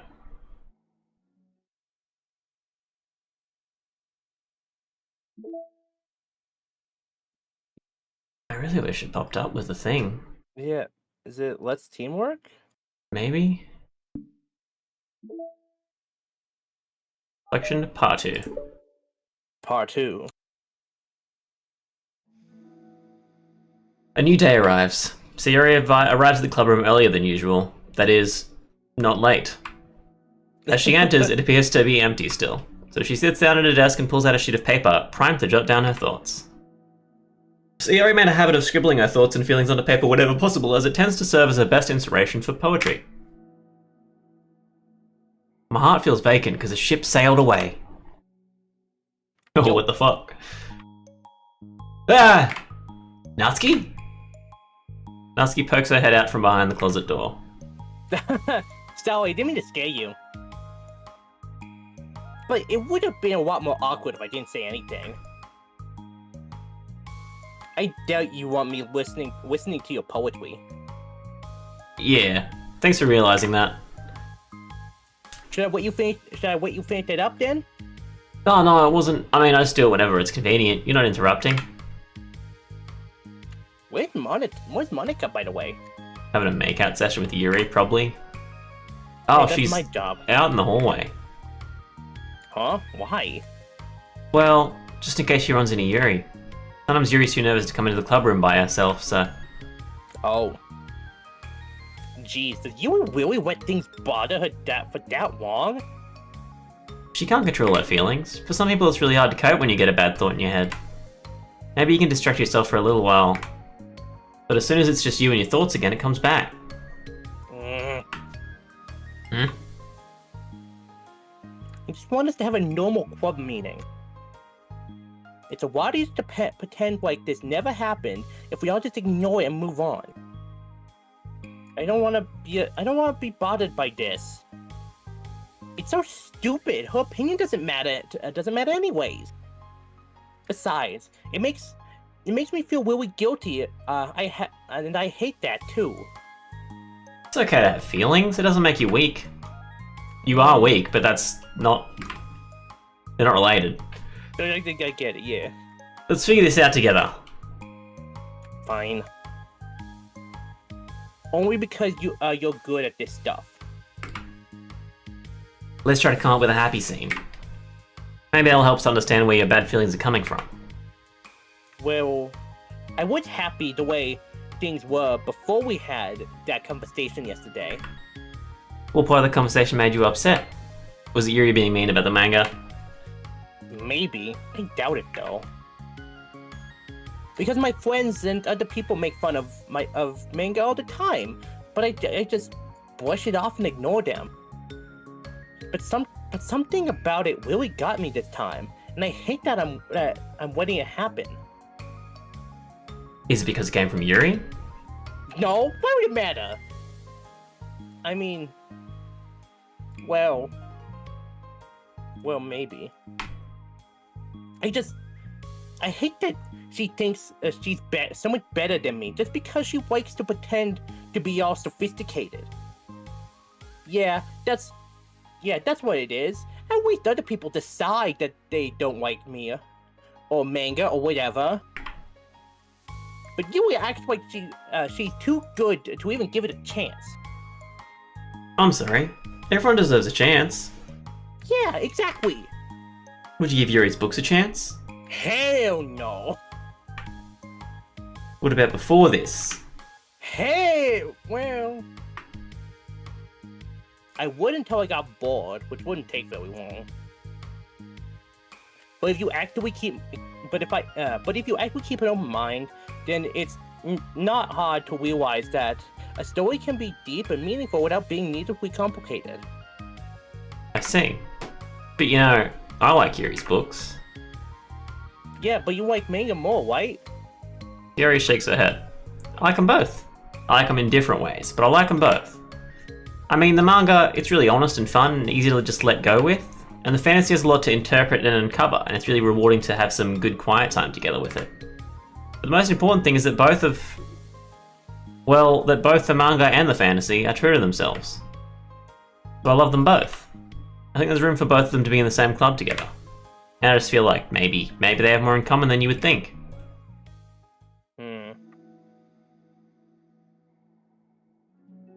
How do you get along with everyone so well? I always get into fights with people. I go onto the street with people brandishing a knife, and they just come after me. Like, the first it was with Monica, and I was new to the club. When I was new to the club, and then it was with you, and now it's Yui. And I'm always like, oh, that person's being such a jerk, and it's just and if they just realize that, then we could at least get along. But nobody else had this problem. I just keep running away from the reality that everybody's just a jerk because nobody likes me. And I don't know why, and I don't know what to do about it. I don't know what's wrong with me. I hate it. Natsuki, Sarah puts a comforting hand on Natsuki's shoulder. You're a wonderful person. You deserve to be loved as much as everyone else. Everyone has different ways they like to communicate, you know? And sometimes that makes it harder for us to understand each other. I think that sometimes we get lucky and we make friends who are really good at the same kinds of communication, and it feels like you magically connect with them. But other times, even if both people are really nice, it's easy for them to misunderstand each other, or to get the communication wrong. It's something that Yuri struggles a lot with too. It can be really hard. It takes a lot of reflection and self-awareness and vulnerability. I'm bad at that one. Vulnerability. I always have to be the strongest. And yet, tell me about that part of you. Well, it sounds stupid, but I'm used to people being really mean to me. Like my friends, and I guess my dad. Like when I don't get good grades or even stupid things, like my room isn't clean, he just whips out the belt and really goes to town. So what am I gonna do? Cry about it? If I let myself get upset, then it's just letting them win. I'm better than that. I'm better than all of them. So things always have to be everyone else's fault. I feel like if something goes wrong, then there's a tiny hint that it might be my fault then. I just get really angry and find ways to blame everything else instead. Do you see yourself as better than Yuri? Fuck yeah. Fuck yeah, bitch. If I said that, then I would just sound really full of myself. And I'd rather be full of Yui. No, our thoughts and our feelings are two different things. Even if we don't like our feelings, we have to understand them if we want to learn more about themselves. That's part of vulnerability, you know? Accepting that we have feelings that we don't like. But I hate that. My feelings make me a bad person. Because my feelings just want to tell me that I'm so much better than her. That she's a judgmental know-it-all who's stuck in her own edgy phase, that I'm just way above that garbage. But I'm terrible for feeling that way. You're not terrible. Don't patronize me. You're not your feelings. But You are not your feelings. Say that to yourself, out loud. Fine. I am not my feelings. The way that I like to picture it is that those feelings are like your roommate. You live in the same house and you gotta see each other every day. And even if you can ignore each other most of the time, you're gonna run into each other every now and then. It's gonna make you feel like poop. So the other option is to get to know each other. You can communicate and learn from each other, and maybe even help each other change for the better. Does that help you understand? How do you know so much about this stuff anyways? I just have a roommate that can be really hard to get along with. Called Depression. Depression? That's a weird name. Why'd you name him that? But you're like the happiest person I know. I am not my feelings.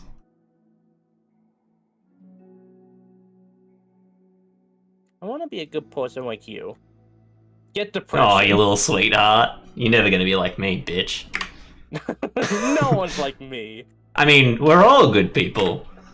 You and Yuri and Monica. And I think Yuri will eventually learn that about you. Natsuki remains silent, feeling a little overwhelmed. Despite Sayori's kind reassurance, a complicated mixture of pain and sadness seems to fill her, as though flowing from a wound inside her. Yuri stabbed her when she walked out. Was it a result of her vulnerability? No, it wasn't as though she was inflicted a wound after becoming vulnerable. It was before that, perhaps when the argument with Yuri happened. It was as though she began to rediscover an old wound. Ah, way before that then.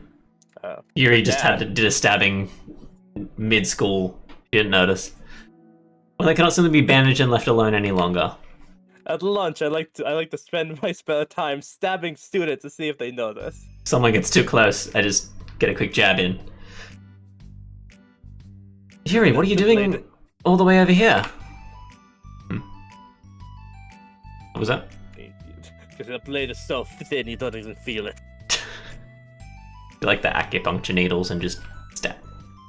Yeah. I was looking for you. Please don't yell at me. I'm not gonna yell at you. I just wanted to say that I'm sorry about what happened yesterday. It was unfair for me to put everyone on the spot like that.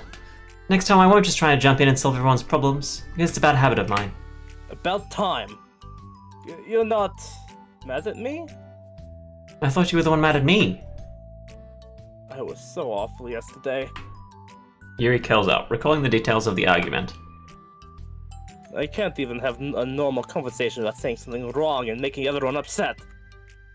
Hold on, that's not what happened at all. Let's talk about this, okay? Yuri pauses for a second, then manages a nod.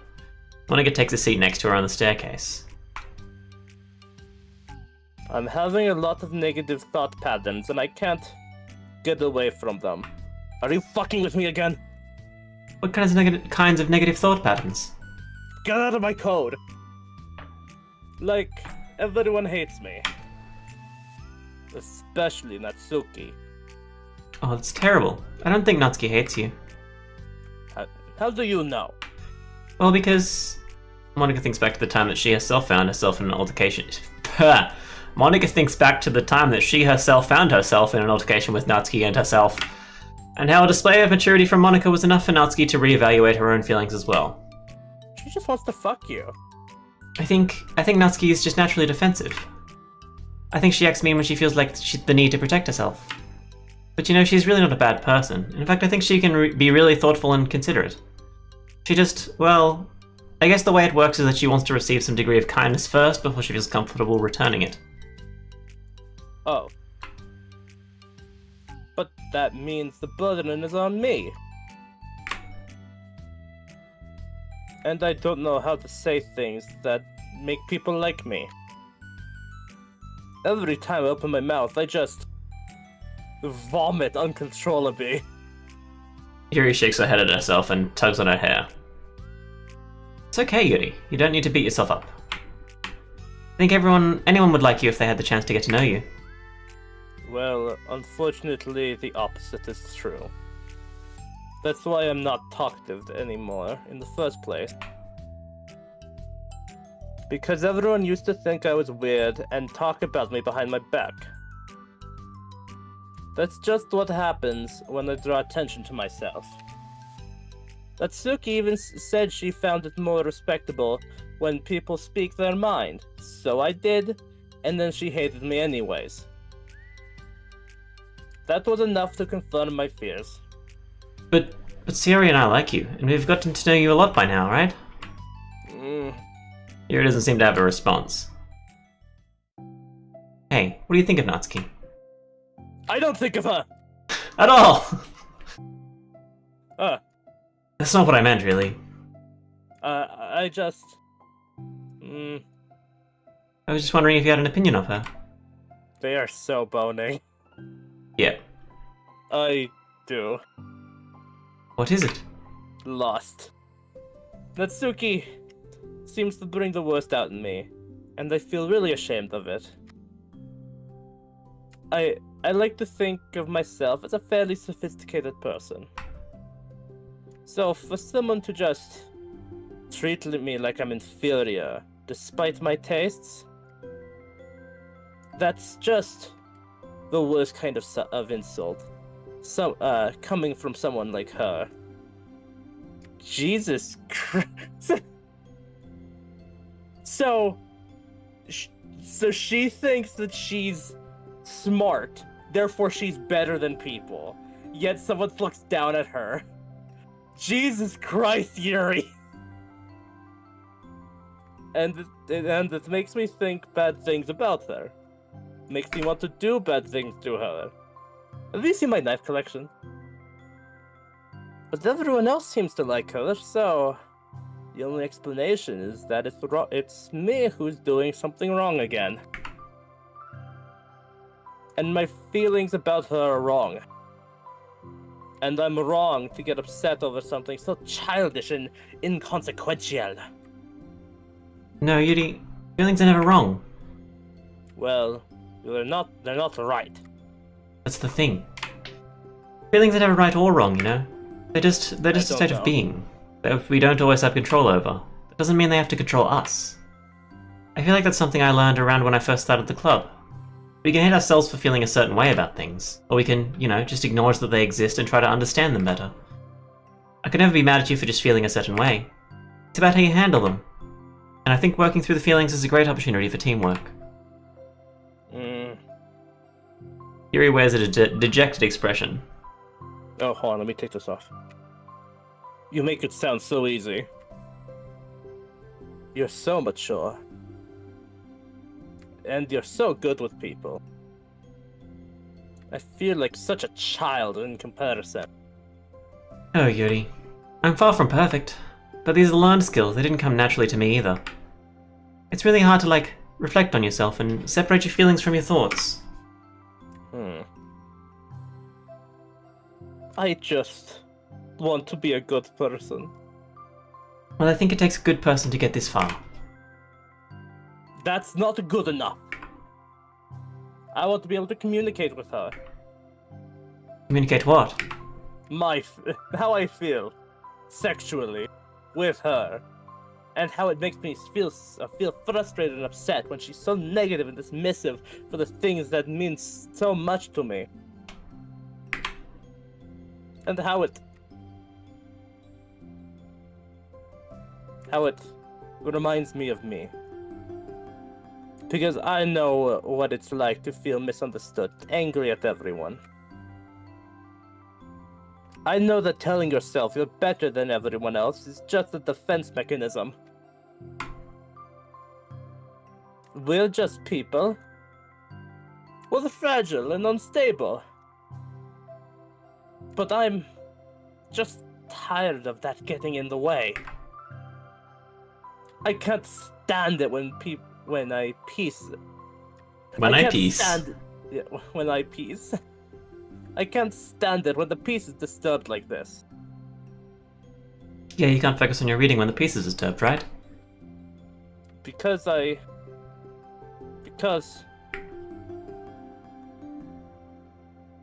literature club should be happy for everyone. Monica looks at Yuri in adoration. I feel like Yuri must be rubbing off on me, because I really want to hug you right now. You're rubbing with Sayori? Nice. Sorry, I didn't mean to make you uncomfortable. No, I mean... Well, if you wanted to, then I wouldn't really mind, so... Monica pulls Yuri into a short embrace. Aww. You're so gentle. And I love when you communicate your feelings. I feel lucky to get to see that side of you. I'm sure Natsuki will too. I'm going to write her a letter. Do you know her address? A letter? What a great idea. Just because I'm not good at talking, especially under pressure. I always let my feelings get the best of me, and I forget to say all the important things. And I say things I don't mean. Well, I think a letter would be wonderful. Such a nice way to communicate. Yuri's face hardens with determination. People don't naturally gravitate towards me like they do for you and Sayori. My personality just isn't suited for that. And I wouldn't want it to be. But something I've learned is that friendships don't always just magically appear out of thin air. For instance, I never would have seen myself making friends with someone like Sayori. We're opposite in a lot of ways. But I'm friends with her because she put so much effort into understanding me, so that we can get along. I think it was the same with you. You both gave me a lot of time and patience. And I wonder if she feels the same way. Natsuki? No, Sayori. Yes, Yuri nods. Natsuki! I always thought that if I wanted to make more friends, I just had to be somebody that I'm not. That there's a type of person or a magical formula I have to follow in order to make someone like me. And that's just like me to think that. Always so occupied with my thoughts that I fail to understand other people. Yuri shakes her head. Friendship happens when you think about the other person. When you offer time and effort to understand them, and respect them, and trust that they also want to be a good person. That's what I learned through my observations in the literature club. Observations? Monika's caught by surprise. Yuri's always kept to herself so much that it's so unusual to hear her suddenly talking about the club like this. But Yuri gently smiles to herself. I hid a camera in the club room. You wouldn't believe what Natsuki does.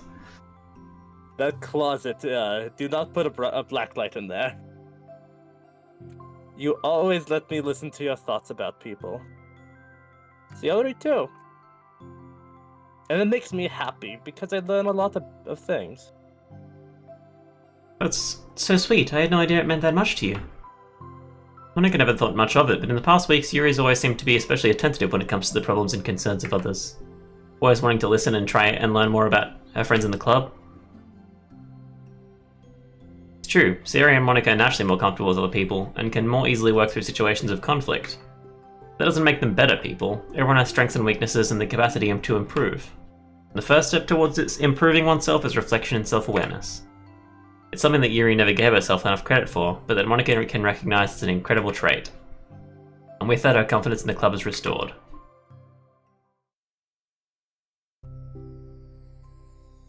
A very shy girl with long, pretty hair is wandering the bustling lunchtime hallways, her fists pressed into her collarbone. When she finds the literature club president's classroom, she stands at the door, glancing all around her before peering inside.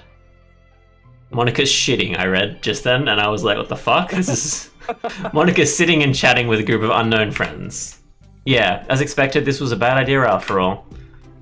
Suddenly, Monika glances towards the door, making the girl panic and duck out of sight. Before she can regain composure and decide for sure to leave, the classroom door gently opens. Yuri, what a surprise to see you during lunch. Yuri squeaks her response. Please help me. What? Is everything okay? The mob's after me. I need to hide quickly. Yuri shakes her head.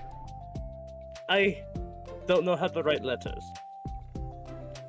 Thank goodness, I thought there was some kind of emergency.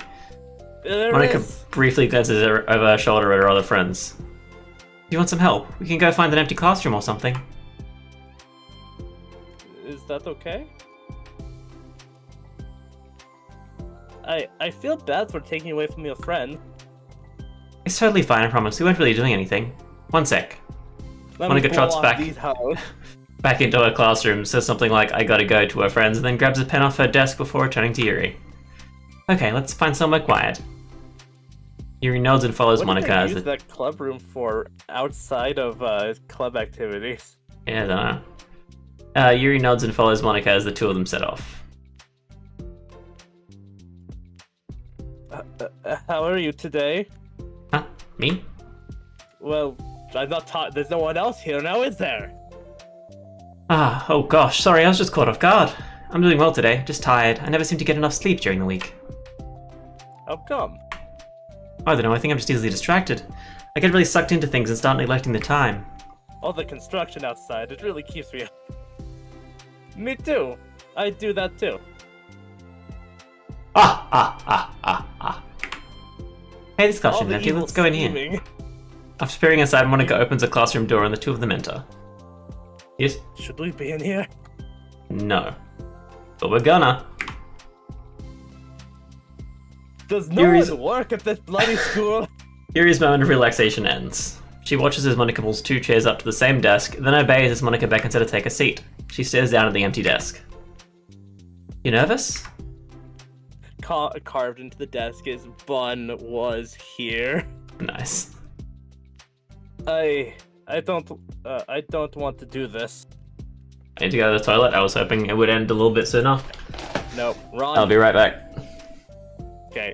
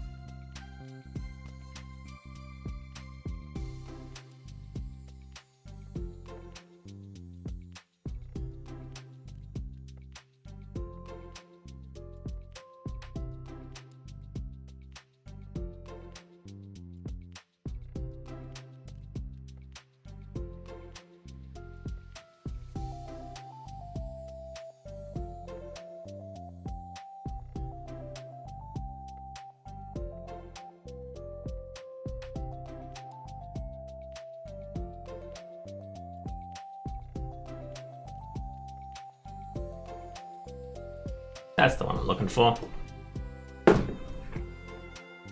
You already read that, didn't you? Yeah. I don't want to do this. Yuri stabs Monica with her pen. Nice. We don't have to. You can come up with something else. Yuri shakes her head. It's my chance to do something good. I need to take initiative. I rolled high. You must be really determined. I know how hard it is to step out of your comfort zone. I'll be sure to encourage you. I am filled with determination. Yuri pushes through her anxiety and grabs a handful of line paper from her notebook. Then she picks up her pen.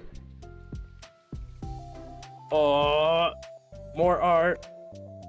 Hey, you're left-handed. That's neat. Ah! Yeah. Most people said I was the devil for doing it, but Now I don't have to worry about bumping your arm. Monica playfully rubs her shoulder against Yuri's.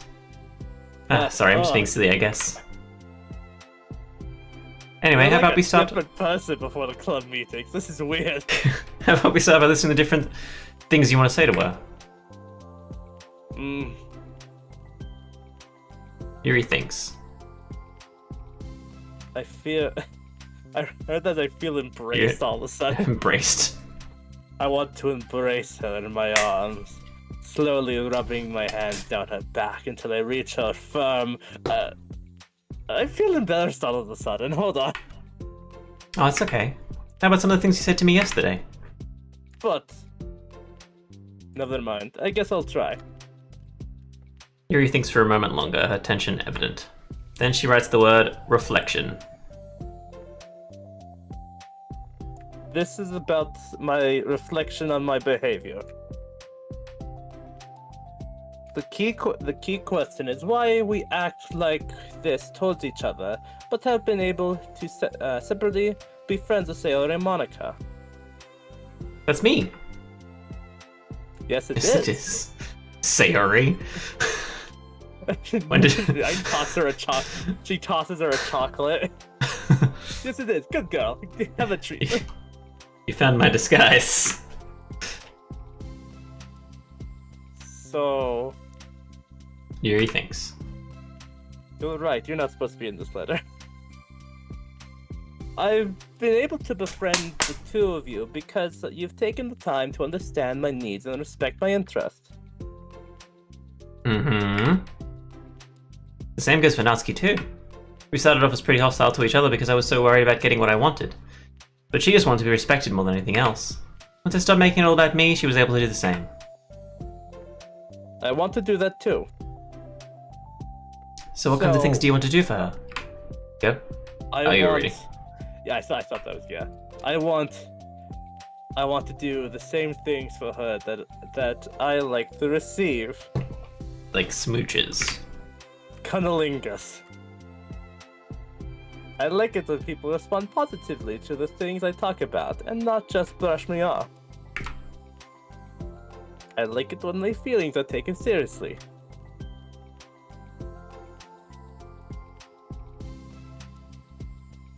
I was gonna say something really dirty, then I realized what I was thinking was way too dirty for me to ever say. And I like it when you and Sailor trust that I want to be a good person, even when I'm not doing a good job at it. Let's write those things down. Okay. You write some things down. I think the most important thing to remember here is that Natsuki is feeling vulnerable, so we should make sure that the letter puts her first. It's hard when you're feeling hurt, but it never helps to just tell someone all the things that they're doing wrong. I think first you have to make sure that they know you're ready to respect them and listen to them, and admit the things that you feel you could do better. Then finally you ask what you would like in return. How does that sound for the structure? It could be 3 paragraphs, 1 for each of those points. I like that. I like paragraphs. My thoughts were so disorganized. I had no idea how to come up with any kind of structure. You're so amazing at these things. Oh, stop. You've done so much more than I have, you know? You spent so much time reflecting and being open-minded. That's the hardest thing for anyone to do. All I'm doing is helping you put it on a piece of paper. I think you're the amazing one. Monika gives Yuri's hand a quick squeeze. But as she lets go, she's caught by surprise when Yuri curls her fingers to hook Monika's hand in place. For a while they sit like that in silence, save for the occasional scratching of Yuri's pen against the paper. Yuri begins to pant as she looks into Monika's eyes. Yesterday, you told me something that I'm thinking about a lot. What was that? The thing about how feelings aren't right or wrong, and that we're just a state of being we need to come to terms with. It made me think about how a person's behavior isn't always how they decide to be. It's also made up of their past experiences and insecurities. I think that that helps me see other people as actual people, rather than as insignificant side characters who are out to get me somehow. I need to stop playing post-apocalyptic open-world games. Is that how you feel about Natsuki? Mm-hmm. Yuri nods. She's like a raider boss. But, in reality, everyone is always trying their best, and everyone wants to be happy. Monika peers it over at Yuri's paper, but to her surprise, Yuri pulls it in closer, partially covering it with her arm. I have to be able to read it to help out, you know? It's okay. My thoughts are a lot more organized now, after being able to talk to you about it. Now that I'm actually putting it on paper, I realize I'd already prefer others not to read it. Yuri laughs softly to herself. What? There's a lot of very illicit acts in this that I describe. You don't want to read that. Yuri laughs softly to herself, a rare expression. I'm kind of glad to hear that, actually. I somehow keep finding ways to butt into this whole thing. I've done enough damage. But it's also been so wonderful talking about this. Anything of mine. I mean, I always thought you were really smart, but you're actually really stupid. Yuri smiles. I am stupid, aren't I? I will always be terrible at these things. People are just so incomprehensible to me. I'll never get the hang of being one. But listening to you so much has really helped me make sense of things. Your evil laugh is so unforgettable. So just don't call it damage, please. Monika gives Yuri a gentle smile. I can't believe I came to this club looking for fantasy geeks, and all I got was real friends who value me. Such a waste. Is that a joke? Of course it is! Ah ha ha ha ha! I still can't tell with you. Sorry. No, I love it. Please never change. As you wish. Oh, if you read that one? That one's really good. Yuri glances at the clock. We're almost out of time. The Will Yakuza's you almost be able here. to finish it? Before the end of the day? Probably. But I don't want to come to the club the same day that Natsuki reads it. I'm too shy. I can give it to her instead if you'd like. Yuri nods. As long as you promise not to read it. Of course, I promise. Thank you. Yuri exhales and the two stand up. I'll message you when it's ready. Monica nods. Good luck. I'm here if you need me. Yuri returns a nod and the two depart. Do you still have a carrier pigeon perch? Yes. Oh, it's Yuri's. Oh, she dropped all her Books and papers. teas. Oh, teas, flowers, books. I still think Sary's is the best. I don't think we got a poem yet. We got the CG. But when you click pictures and then click off it, it automatically removes the notifications, even when you've... Yeah. Oh, we got the stairwell background. I thought we already had that. I guess we need to see it. Yeah. That's like the last time we see the stairwell, I guess, and that's why it popped up. I think it's because we actually had a scene there, because we flashed by it during a cutscene. Alright, this is all me, baby! Oh no. I'm just gonna watch. It's only been one day since Yuri's letter was delivered to Natsuki, with Monica's help. Because Yuri chose not to attend the club meeting that day, she and Natsuki haven't faced each other since. Although it's only lunchtime, Yuri finds herself anxiously counting the hours until she'll need to face the outcome of her efforts, whether good or bad.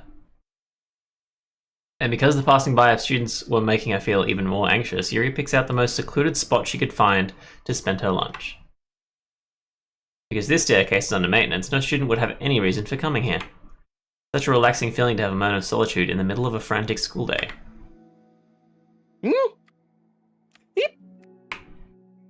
What are you doing here? I just...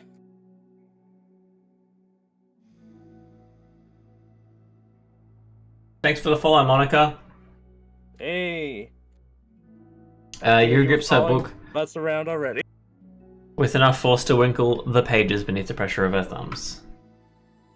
Well, what are you doing here? I just came to get a drink from the vending machine. The other one is out of the drink I like.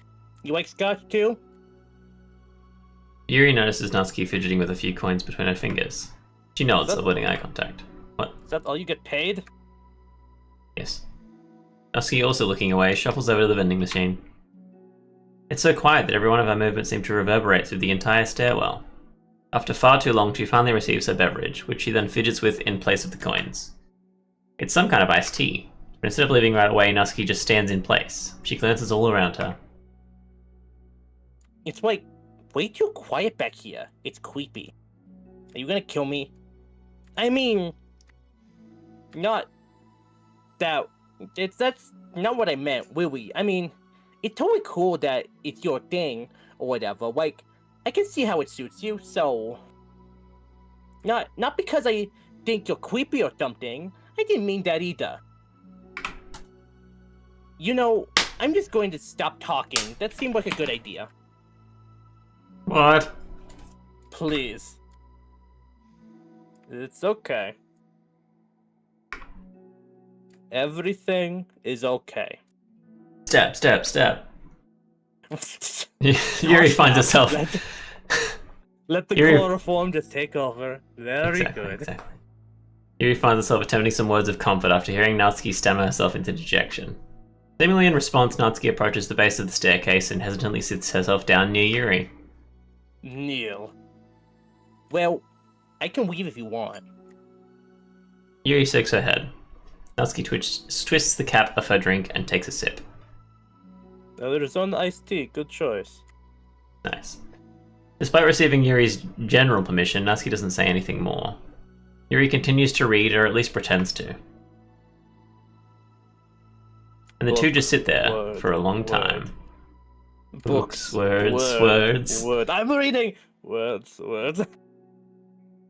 Tension seems to fade a little bit as time passes. Even without any words, this seems to mean at least something, though it's not clear what that may be. Lunch ends more quickly than expected. Natsuki's the first to stand up with her empty drink bottle. More quickly than expected. I don't think it did. I think that lunch has a time schedule and it ends exactly when it's supposed to. Alright, we're shortening up lunches this semester. See how that does with people. Are you coming today? So forward, Natsuki. I think that depends on you. To the club! I mean, to the club! Yuri nods. Sorry for being so awkward. I'm really bad at talking about this stuff. I just can't for some reason. I don't know why. It's okay. I like some reassurance about myself coming. But I want to eventually make you come. There's no rush. I promise. Thanks.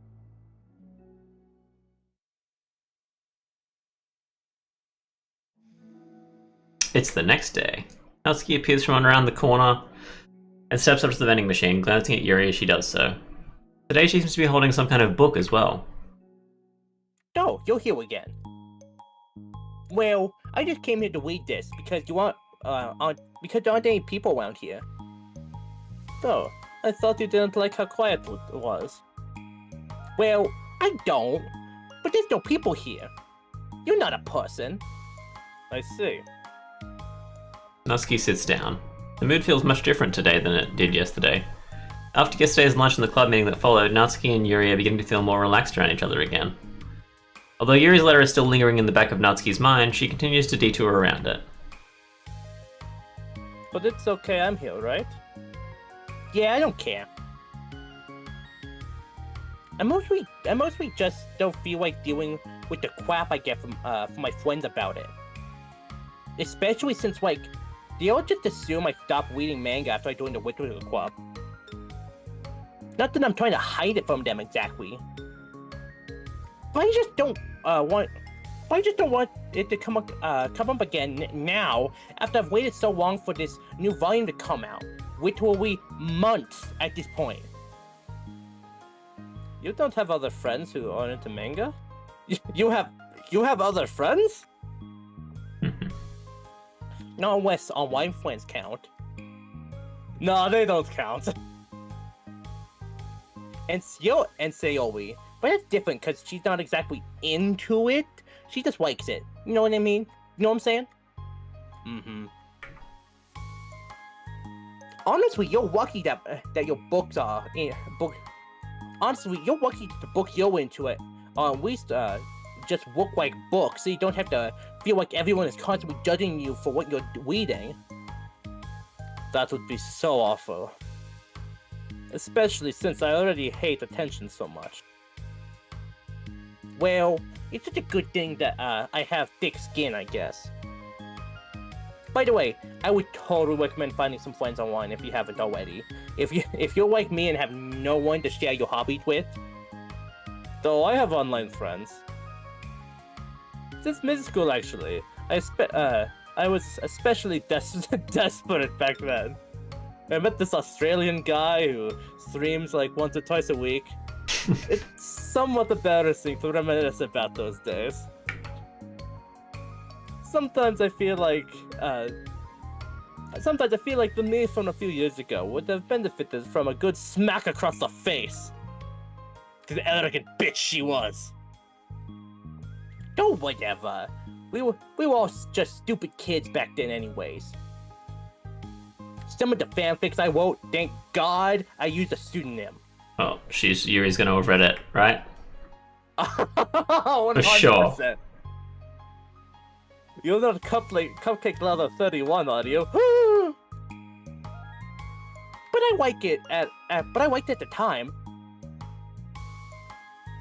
Excuse me. I had to cough there for a second. But I liked it at the time. I got a lot of fulfillment out of it. And plus, I can look back and say with confidence that I've become a better person since then. So I don't think I would change anything. I wonder if a few years from now we'll think the same thing about our current selves. Probably. That doesn't make you uncomfortable? No, of course not. I don't care what other people think of me, especially someone who doesn't even exist yet. Especially me. Especially Just no one, me. not even yourself. Not even Squidward's house. I'll wait here. Natsuki raises her hand to her face and forcefully slaps her own cheek. That's me from the future coming to terms with me from right now. Also, ow, I didn't mean to hit that hard. I think my tooth's gonna be stuck out my lip from now on. Yuri doesn't seem to react, but then, to Natsuki's surprise, Yuri shyly looks the other way before lifting her arm and doing the same thing to herself, loudly smacking her cheek. She turns red and stares into her lap, but is unable to hide a smile as though it was a really funny joke. Oh, that's what I'm talking about, baby. I didn't know you had it in you. I don't even know why I did that. Maybe I thought it would be funny. Sorry, I keep distracting you. You said you were looking forward to reading, but I keep going on about all this nonsense. I'll let you get to your reading. Oh, wait. Yeah, I guess I'll do that then. The conversation ends quickly and Natsuki opens her book. The two read silently for the remainder of the lunch hour, but the whole time Yuri feels distracted by a twist of regret over having so abruptly forced the end of their conversation.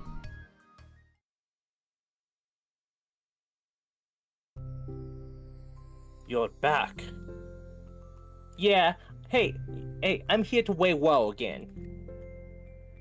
Ah, Yakuza after you as well. Yeah, I was in the wrong corner at the wrong time and I saw him whacking this guy, and now there's a hit on me. Another day's passed. During lunchtime, Natsuki finds herself having wandered to the stairwell once more. Hey, did you buy that? The Yakuza thing? No. Nah, I didn't buy it really. Natsuki quickly notices a bottle of iced tea on the staircase where she normally sits. Yuri nods, avoiding eye contact. Wait for me? But you didn't know I was coming today. Or coming here today. What if I didn't show up? Well, I would have drank it myself, I guess. I mean, Arizona iced tea. It's so good. It was stupid. It was a stupid thing for me to do. No, it wasn't stupid. It's never stupid to buy an Arizona iced tea. I just thought... Never mind. What I meant to say is thank you. And that it's a really nice gesture.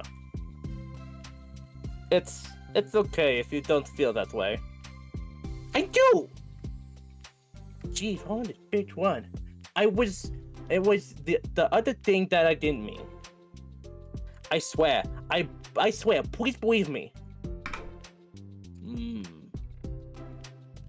Yuri pauses and nods. Talking is hard. I get it wrong a lot too. So I believe you. Natsuki exhales in relief. She then sits next to Yuri and takes the drink. Knowing Yuri, she is probably overthinking it so much that Natsuki's tepid response filled her with self-doubt. I'll do something nice for you next time. Please, don't feel obligated. I want to. I want you nice things too. Okay. Thank you. You can take me after I figure out how I'm gonna do something. how to do Just something. push one thing. Just anything nice. One thing nice. It's not that hard. You could even compliment my hair. I'll do it then, too. Natsuki sighs. Nothing. Just reminds me of how I haven't been getting along with my friends lately. Is that why you've been coming here? Well, no, not exactly. I haven't been avoiding them on purpose or anything. I just see them in the hall, and I go the other direction. Or duck into a classroom before they see me. They're just other things I'd rather be doing than doing lunch lately. Like you. I like being around them when they're all just having fun, but they can also just can't take anything seriously. So when I'm, I don't know, feeling serious, then the attitudes just really get on my nerves. It's only gotten worse since I joined the Literature Club. How come? I don't know. I feel like I used to be really good with just putting up with it, because it would be so stupid to cause drama over a joke I didn't like or something. But I just have a hard time doing that lately. But it's my fault for being overly sensitive. If I have a problem, I'm not gonna demand for everyone around me to change. But, yeah, I know. Monica and Natsuki, I'm Natsuki. Monica and me. Monica, Sayori, and I really don't agree with that kind of thing. But they're not in my position, so it's easy for them to say that I should just communicate your feelings or whatever. It's not like my friend group does that kind of thing. I would just be making an embarrassment of myself. Sorry, none of this has anything to do with you. I don't know why I'm talking about this. It's okay. I like listening. What? Listening to other people's problems? Duh. That's weird. Sorry. I just like learning about people. Do you think it's weird? No, that's not weird. I probably just misunderstood, so I thought you snuck into the bathroom and just listened to people in there. That's weird. I don't know. Does that mean I should keep going? If you'd like. Okay. Well, I don't know what to talk about now. What are some things that you like about your friends? Not much. I mean, a lot of things. I mean, they're really fun to hang out with, like after school and on the weekend. And they really like my baking. I'm basically the queen of that friend group with those cupcakes. They're like quack. And it's fun to complain about school together. They make me laugh a lot, and I have a lot of good memories and inside jokes. Oh. I'm bad at a lot of those things. So? Those are all things that are important to you. Or are those all things that are important to you? Well, kind of. But they're not things I need to get out of everybody. Everyone in the club is really different from that. But I'm still friends with them too. Well, Sayori really likes your baking. And she makes you laugh. And she complains a lot. I mean, come on. That doesn't mean she's anything like my friends. If our group chat got leaked, we would all be banned from school real quick. Well, unlike them, she's a nice person who cares about your feelings. Whoa. Excuse me? How about you don't talk that way about my friends that you don't know anything about? Natsuki stands up. Don't make me regret drinking this iced tea. It was own iced tea. No, wait. I'm sorry. I didn't mean it. I didn't want to say something bad. Please don't leave. Natsuki sighs and shakes her head. It's fine. As long as you understand you can't just judge people like that. I'm sorry. He sits back down. You can't just compare friends like that and measure who's better than who. Everybody's different. I'm sorry. I just... You apologize a lot, don't you? I just don't like people who want to hurt you. A moment of silence stretches between them. They don't want to hurt me. That's my dad.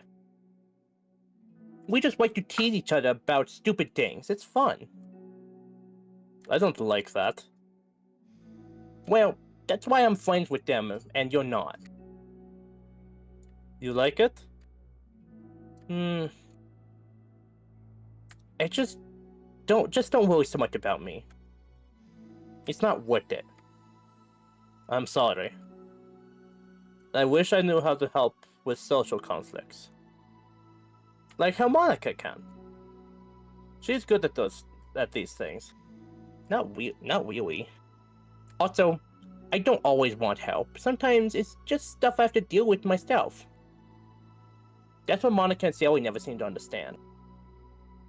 Sometimes all you do is look at them wrong, and they're all like, "Oh, what's wrong? Is everything okay?" I just want to mind my own business sometimes. And decide for myself if I want to talk about things. The only one who understands that is you. So you really shouldn't be so hard on yourself. You're not as bad as you think. Oh, you don't need to reassure me or anything. I mean it. Plus, it makes sense that someone who doesn't talk a lot would be good at listening. Thank you. You're also nice.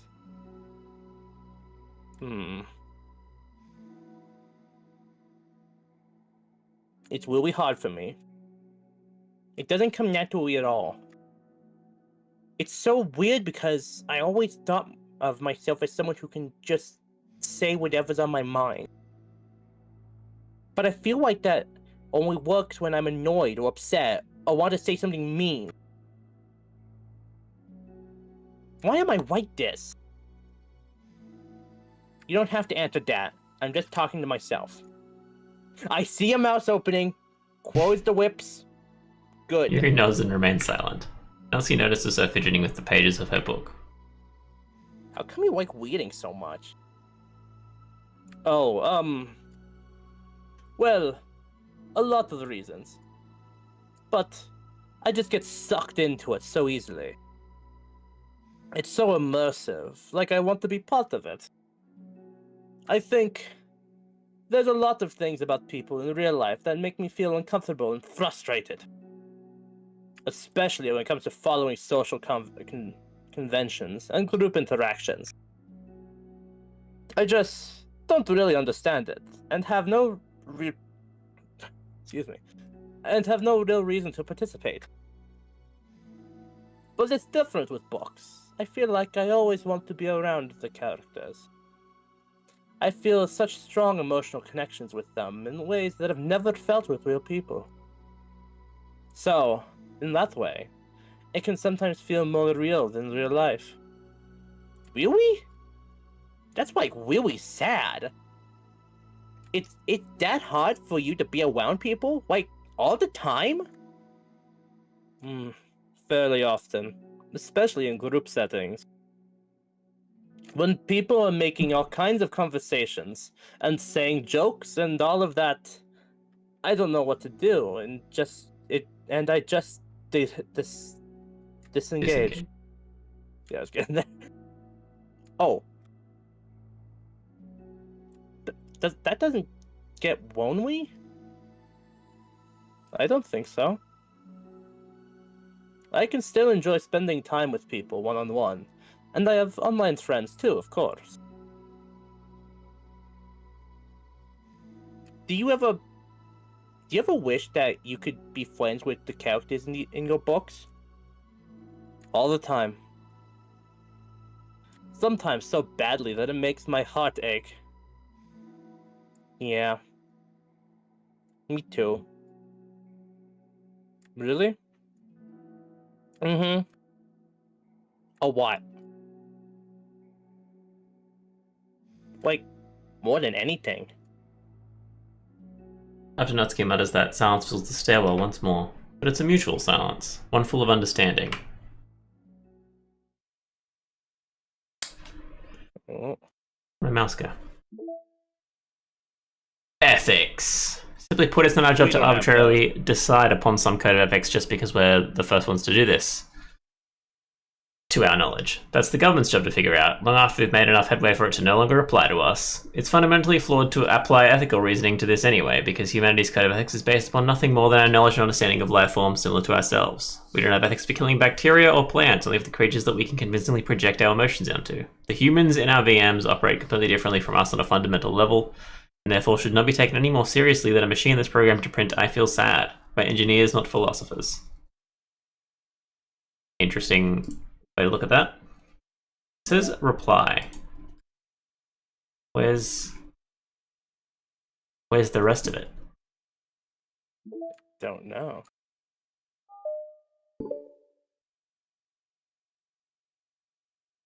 Back to the stairwell. Back to the stairwell. Hey! Oh, hello there. I did not see you come in. I almost thought you weren't coming today. Yeah, well...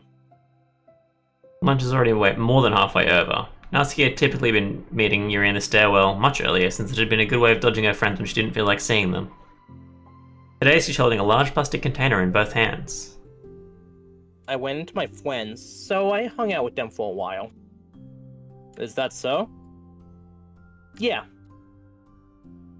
I was in a good mood today, so I figured I should. I hadn't seen them in a while, which I had to come up with an excuse for, but I expected that. You'd be amazed how much people don't want to question you when you say explosive diarrhea. Plus, very good I have way more of these than I know what to do with, so I figured I'd share them with you too. Yeah, other way around. Oh, so I figured I'd share them too. Yeah, share them with them. Oh, share it with them too. Okay. Yeah. As she sits down, Natsuki opens the lid of her container. You made cupcakes? You know it. It's been a while at this point, so I figured it was about time again. You can take one if you can take one if you want. You can take one. You're not take one. One hand, one cupcake. One hand, right. one cupcake. But I have two hands. One. Yuri takes a cupcake and carefully twirls it between her fingers. It's brown with dark green frosting, immaculately shaped into a floral pattern and topped with some kind of glittery powder. How pretty. I just ate, so I may not be able to finish it. Are they for the club? Yeah, I guess so. I didn't really think about it. I just made them. Ah. I just thought that because green is Monica's favorite color, right? Well, yeah, but that's not really... Yuri takes a small bite.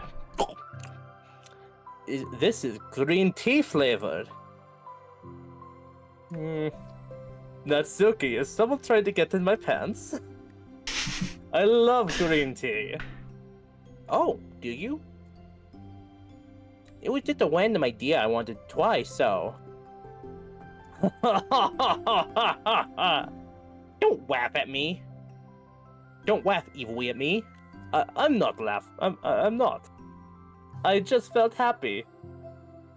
Oh. Sorry. I didn't know you could feel that way. You had that emotion. I didn't think you had happiness. Just self-loathing. usually when... Never mind. What I mean is that I'm glad.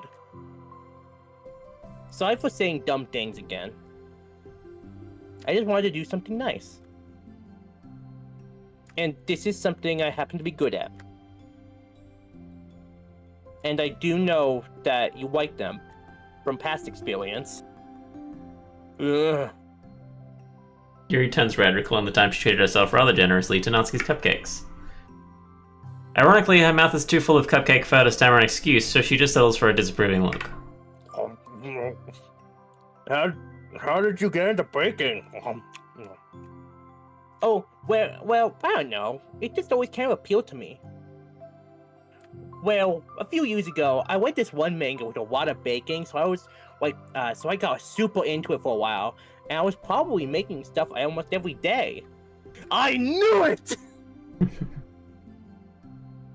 But it's something that I always knew I liked anyway, so it's like, baking is a little like art. But when you get good at it, it gets more delicious too. I'm struggling to imagine myself putting my heart into something so artistic, knowing that it would be eaten afterwards. Yeah, maybe you're too practical for it. Maybe you should try eating one of your books when you're done reading it. I think I prefer to be on the receiving end, if you know what I mean. That's my other favorite part about it. It's something I can do that makes a lot of people feel happy, like unconditionally. Everyone is always so thankful, and in that moment you get to be like a bringer of joy. I don't know, it just makes me feel valued? Yeah, I get that. So, you were able to make up with your friends today? There wasn't really anything to make up with them about. We weren't fighting or anything. You weren't? Maybe I misunderstood. It only turns into a fight when I lose my cool. Maybe that's just unnecessary. Maybe that's just unnecessary drama. It only makes things worse. So, they're not going to stop? I mean, it only happens sometimes anyway. It's just the way they are. I'm the only one who ever has a problem with it. It's not worth it. Natsuki's saying that. Oh, it's not worth it. Especially since I had somewhere to go now when I don't feel like hanging out with them. Oh. I see. The cupcake's empty foil wrapper audibly crinkles as Yuri clenches a fist. I'm glad that the situation is resolved. I'm glad that the situation is resolved. And that you don't have to avoid them anymore. Yeah. Me too. And I don't have to bother you, and I don't have to bother you doing it one time anymore. I'm sure you have a lot of reading to catch up on. Yeah.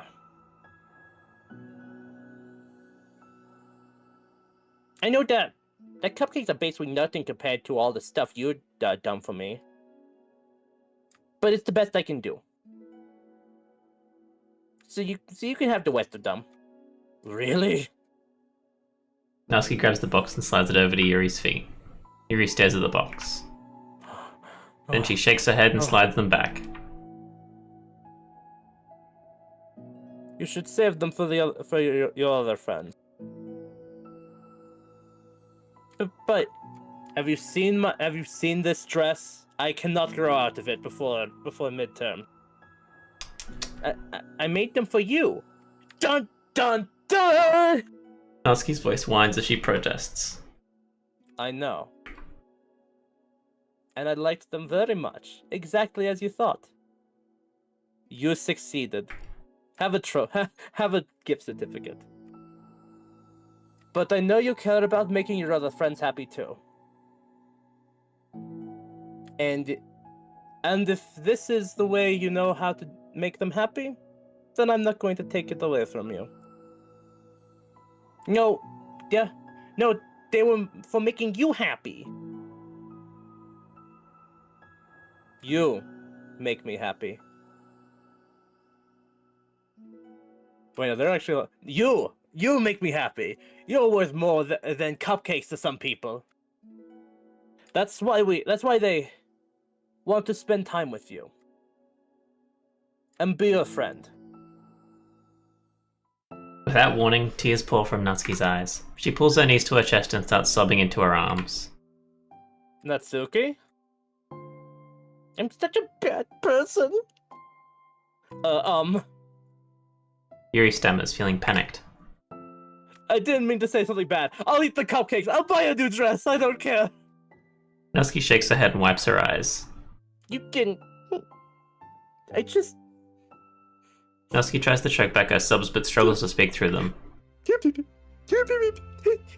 I just really hate myself sometimes.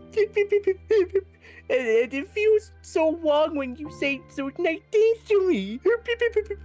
Like I don't deserve it. I'm sorry. No, that's what I am.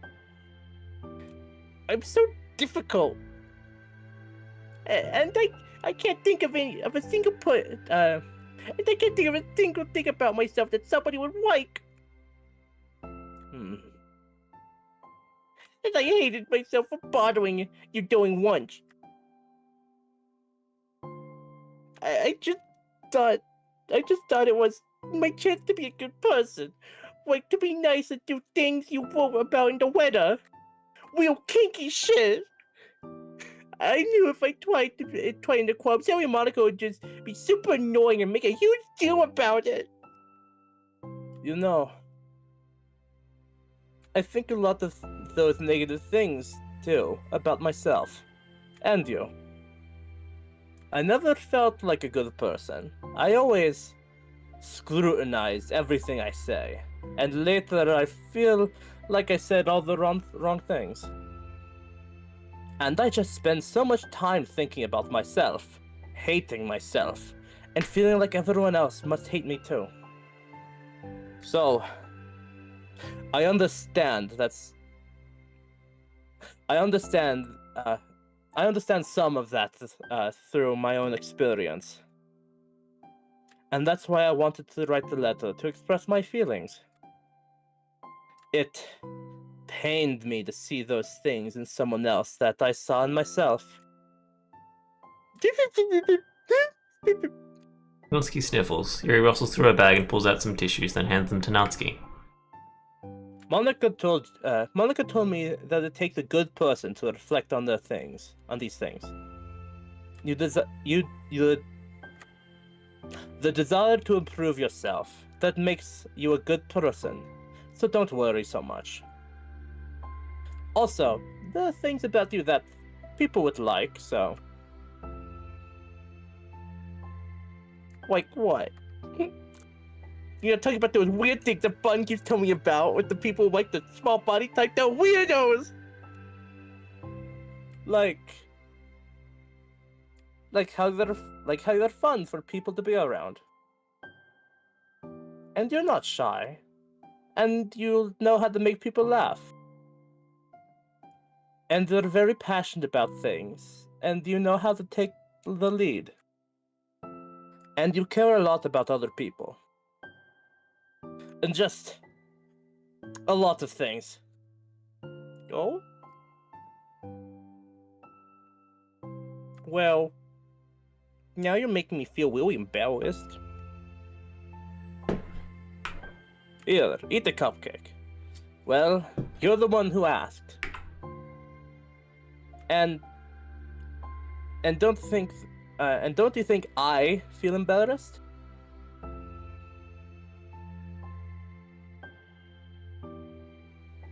Natsuki tries to hide a smile, and she sighs as it fades again. Every time I come here, I always think it's the last time, but then I keep coming back for some reason. Is that bad? Just really confusing. I mean, my friends and I go way back, so ditching them all the time feels like... I don't know. Feels like what? Natsuki's voice gets quiet. Maybe I'm scared that they'll get mad at me. I really don't know what to do.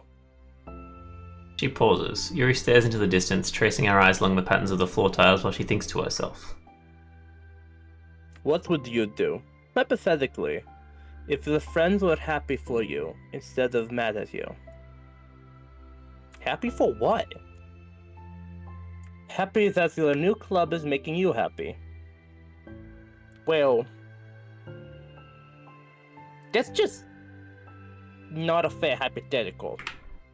Natsuki says that, but with little confidence in her voice. I always told myself that I don't rely on the approval of other people to be happy. And I still feel that way, but I'm spending time with people who put me down whenever I don't have their approval. That's probably what makes me feel so confused. Because I'm threatened out of the things that shouldn't make me happy. So no matter what, it's like I have to be unhappy to be happy. It's making my head hurt. That must make it really difficult to feel comfortable with yourself. Take your time. Big words, I understand. Making your head hurt. Being made to feel like you're wrong just for being the person you are.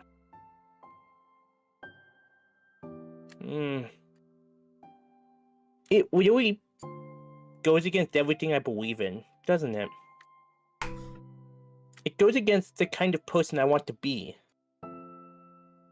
I'm fed up with it. I'm fed up with a lot of things. Natsuki presses her palms into her forehead and shakes her head. I know what's best for me, but I keep convincing myself out of it.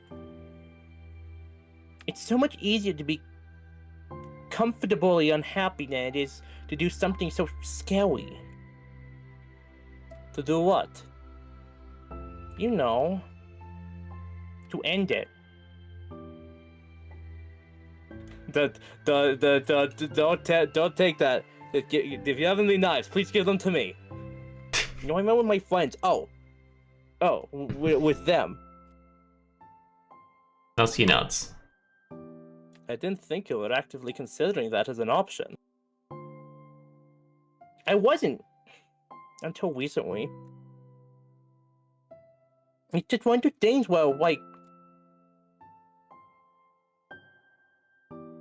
It's been a certain way for so long that you just get used to it. Like, so much of you has gone into it, so much that it feels like that's just how it is, how your wife is.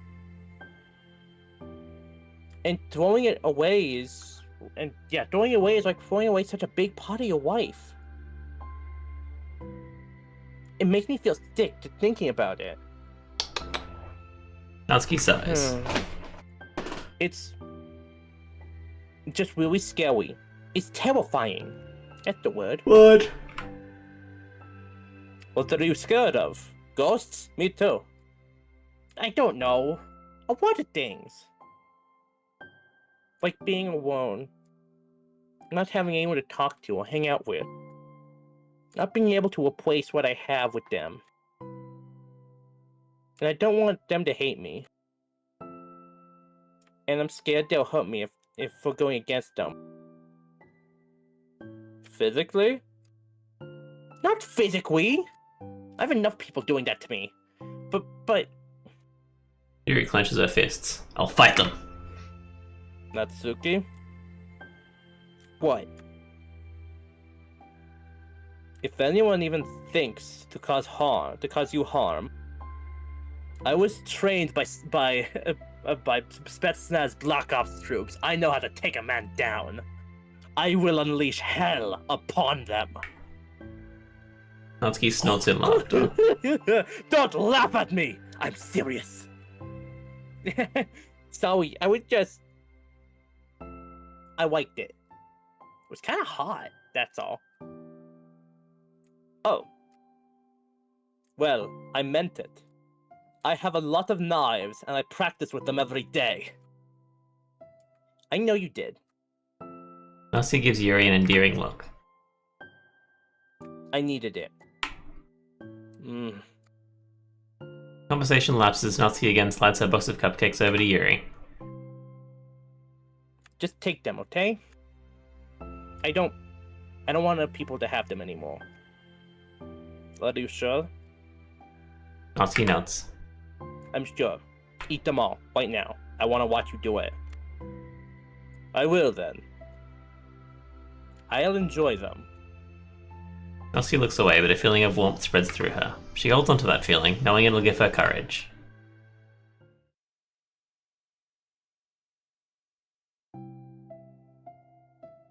Ah, you're here first today. Mm-hmm. And you brought reading material. Mm-hmm. Natsuki's sitting in her usual spot, this time holding a volume of manga while her lunch sits beside her.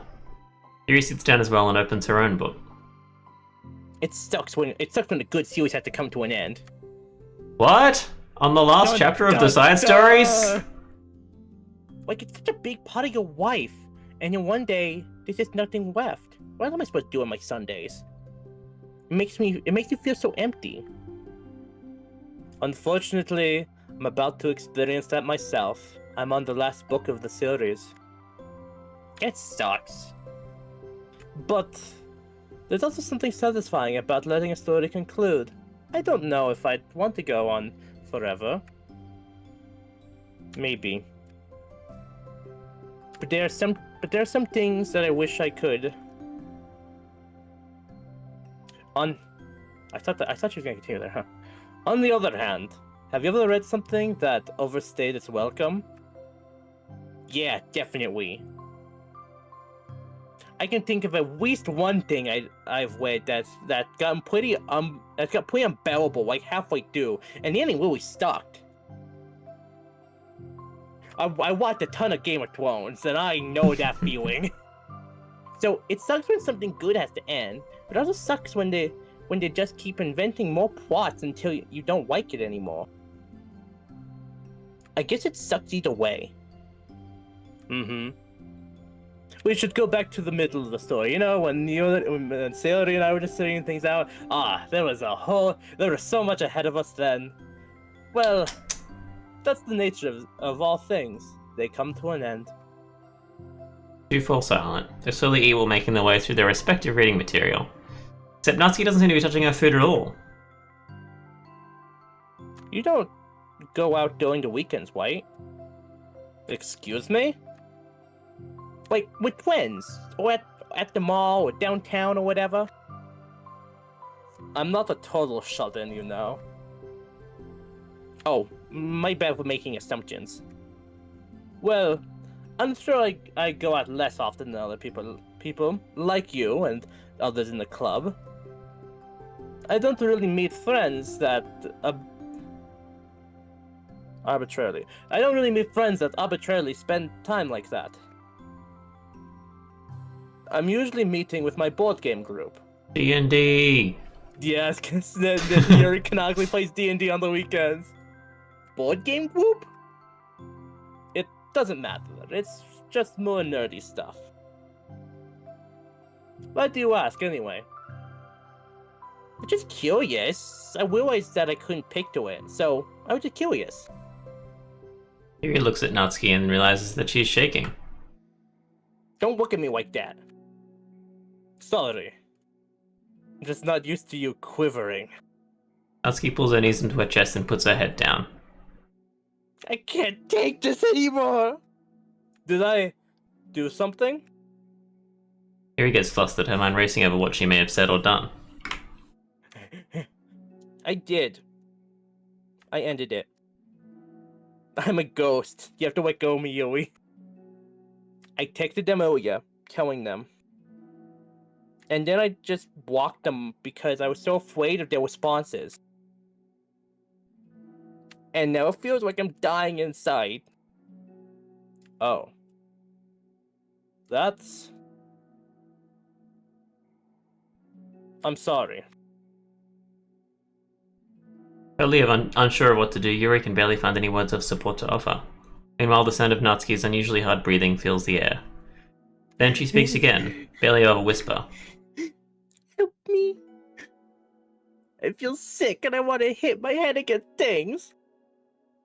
Please help me, I can't take this. You may be having a panic attack. That realization, Yuri's demeanor suddenly changes. Hey, I have experience with this, so I'll help you through it, okay? Natsuki meekly nods through her rapid breath, head still buried in her knees. Yuri slides herself over to Natsuki and sits on the step behind her. Then she puts her hands on Natsuki's shoulders. Can you feel my hands? Natsuki nods as shaking becomes much more apparent through Yuri's sense of touch. Yuri keeps her voice low and gentle. You're safe right now. You're in a good, safe place where nothing can hurt you. Natsuki nods once more, although Yuri's only touching Natsuki's shoulders, she can practically feel her racing pulse through the base of her neck. We'll do a breathing exercise together. All you have to do is listen to my breaths and breathe along with me. Let's breathe in now. Yuri takes a deep, slow breath. Beneath her hands, she feels Natsuki's shoulders rise as Natsuki takes a breath of her own, trying to mimic Yuri. They exhale together, although Natsuki's breath shakes on the way out. That's good. Let's keep going. Yuri breathes in once more and Natsuki joins her. They continue like that for a few more cycles while Yuri closely monitors. Eventually, Yuri feels Natsuki rest more of her weight into Yuri's palm. Let's focus on the physical world. All you have to do is focus on the feelings of your breaths going in and out. And the weight of my hands on your shoulders. You're in a safe and comfortable physical space.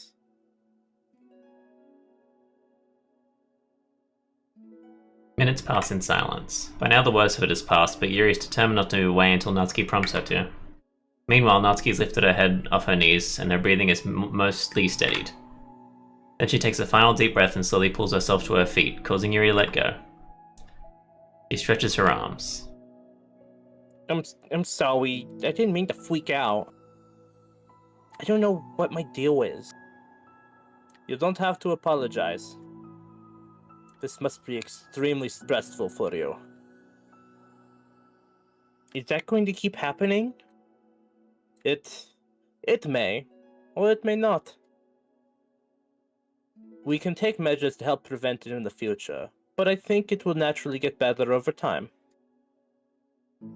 Natsuki motions to sit back down again, so Yuri moves over. Yuri turns away to pick up her open book from the dusty floor, which she had hastily set down earlier. She brushes the dust off the cover. I don't think I could have gotten through that alone. You're not alone. Feeling shy again, Yuri speaks into her own lap. From now on, you don't have to do anything alone. Like shit. We shall shit together. As she says that, Yuri tenses up. It's rare for her to so openly share her poop fetish, but something about Natsuki, of all people, makes it feel so much more natural to do so. Perhaps because, like Yuri, Natsuki is so timid and uncertain of herself. Natsuki does such a good job at hiding it that it's taken a long time for Yuri to finally realize it. And because of that, Yuri is able to deliver the reassurance that she herself would have wanted, demonstrating that you deserve the love of others. You can accept that for the first time, and perhaps you can begin the tumultuous journey of learning to love yourself. Aww. Do you really mean that? I like that they were still talking about her panic attack and Yuri's already opened her book. Oh, are you talking again? Also, what the fuck's with the bookmark? Why is it over there? That's a very spicy scene that she likes to come back to every once in a while. You're probably gonna regret saying that if you do. Oh, so. Because I'm probably gonna have a lot of free time during the weekend from now on. So you're giving me permission to be as annoying as I want and drag you around to a lot of places. I see. But you already said it, so you can't take it back now. Ah. Well, I suppose I have no choice but to accept that responsibility then. Mm-hmm. You know a good ice cream I know a good ice cream place. Oh? That means you'll finally figure out my favorite ice cream flavor. Huh? What are you talking about? Oh, you don't remember?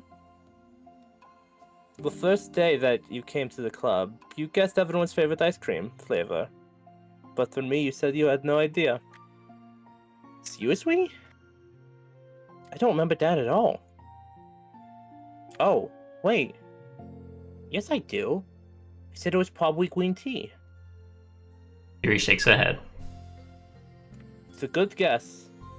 But my favorite is usually chocolate and raspberry together. Chocolate and raspberry? How fancy. Oh, is that fancy? Oh, I don't know. I just feel like I should have guessed something like that. Well, maybe next time I'll try chocolate and strawberry. Hey, strawberry's my favorite. What a coincidence. Dun dun dun. I think it helps to have something to look forward to. I still have a sick feeling in my stomach. But it's easier now to convince myself that I did the right thing. Is there anything better I could be doing? Not that I know of. There's nothing that will make this any easier for me. And you already did more than I thought anyone could. Come to think of it, we never talked about the letter you wrote. But I feel like we're way past that point. I don't even know what to talk about. Except that it helped me understand my needs a little bit better. The way I like to be treated. And the kinds of friends that I want to have. That's why I wanted to start coming here in the first place, even though I was so scared of causing more problems. I thought it was a coincidence that you ran into me here initially. Oh, well, not exactly. What do you mean? I've been stalking you for weeks. It's nothing. I may have twacked you down first. With the help of Sayori. But you said I was shy, okay? I wasn't ready to, like... Whatever. You know what I'm trying to say. Well... I guess... I'm glad you worked up the courage. Even if it was in your own way. I can tell that you've been making a lot of difficult decisions. It's brave, and it will make things better. It will make things better in the long run. I think anyone would be proud of you for it. Anyone? You mean Like you? Duh. Like me. You know, I could get used to this. As long as you don't tease me too much. Fine. Just a widow then. That's fine.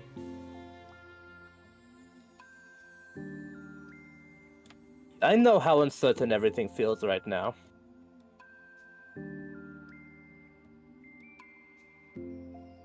But I really do think that good things are in store. Those are my honest feelings. Thanks. It feels nice to be reassured. Two girls continue their conversation through the remainder of lunch. But a new feeling hangs in the air, a feeling of greater certainty in their path forward. In just a few hours, there'll be another literature club meeting where the 4 club members will happily spend time together. Each of them all with their own special qualities, something unique that they can deliver to one another. Through friendship and literature, the club members will continue to grow and find new happiness together. The end of each chapter is the start of the next. Yuri thinks to herself. She's about to finish a long-running series, it would be best to have a new book lined up. Perhaps this weekend would be a good time to visit the bookstore. Together. Oh, there's another side story? Equals. It's all of them together. Heck. I might have to go. So. Shit.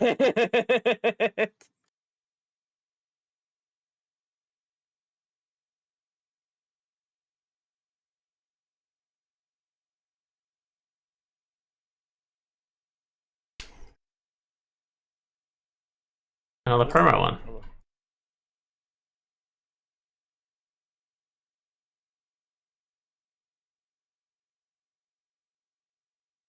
No more sketches. Very many no secrets. Yeah, there's so many secrets. I had to play through Act 2 so much to get all the secrets. I'm assuming that last picture there is going to be from that last side story. Must be, yeah. I'm assuming that's going to be a long one because it's... It's either really long or really short. I can't remember.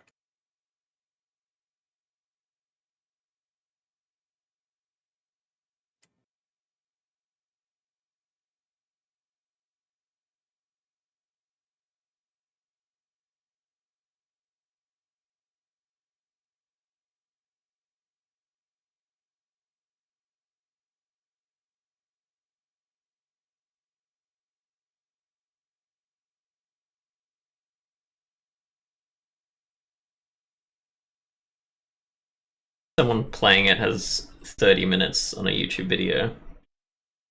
I probably have to go. Okay, so we say next time. So next time we finish Equals and we'll then move. Then I'll. I mean, if we get one of the visual novels we can move to another visual novel. Yeah, I was also thinking I could give you a rundown of the lore of the real hidden stuff because there's a little thing you haven't seen yet, and you probably won't see unless you 100% the game, which took me a lot longer. Yeah. All right. So we'll have one more session of Doki Doki, and then we'll move on. Yeah. And if it isn't one of the visual novels, we could play like Marvel Rivals or something. Yeah, we could do that. Alrighty. Okay. Thanks for joining me on this DDLCs. Yeah, that was a damn good one. Those are some powerful stories. Yeah. The last 3 were nice to get to know the characters after they kind of reintroduced themselves. I think. Yeah, like that last one with Yuri and Netsuki, like it eats me up inside when they're fighting in the base game after seeing that. It's true. It's to me, like that's where they are in my head, like where they should be. It's like they're best buds by the end. Yeah. And also Yuri saying that she'll unleash hell on anyone who hurts Yuri. Yuri saying she'll unleash hell on anyone. It's so good. Yeah. I think that You should remember that. I don't know. I feel like the main story definitely is a different place. Like it's the way it starts off and the way that they interact with each other makes me think that like none of those side stories even occurred. Mm-hmm. You know what I mean? Like they're definitely. Yeah, that is one of the lore bits. Is that these are entirely separate and therefore non-canon technically to the base game. Yeah. You can accept them as canon, which I do. I feel like it's like if they interacted that way, they would have canonically interacted that way, and like so those characters are the same, but just the actual elements.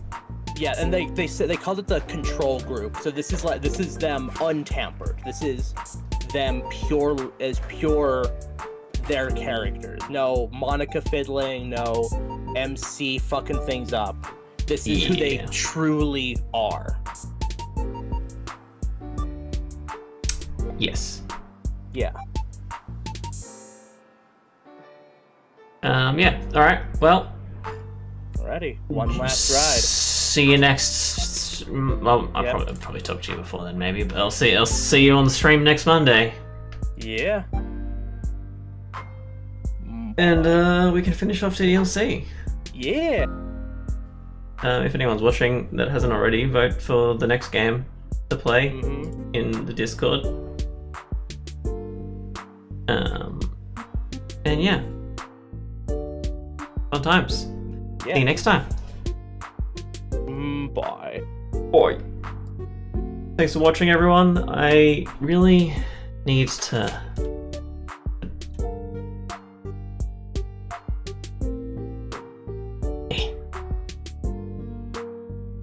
It's too close. Yeah, thanks for watching. I'll be playing a game on Wednesday night. I'm not sure what game yet. We've been playing Age of Mythology a lot, but who knows? We'll see what happens. I could play some Marvel Rivals because I haven't played that in a fair bit, to be honest. Not sure. We'll see. We'll see. But yeah, thanks for watching. See you all next time. Bunny out.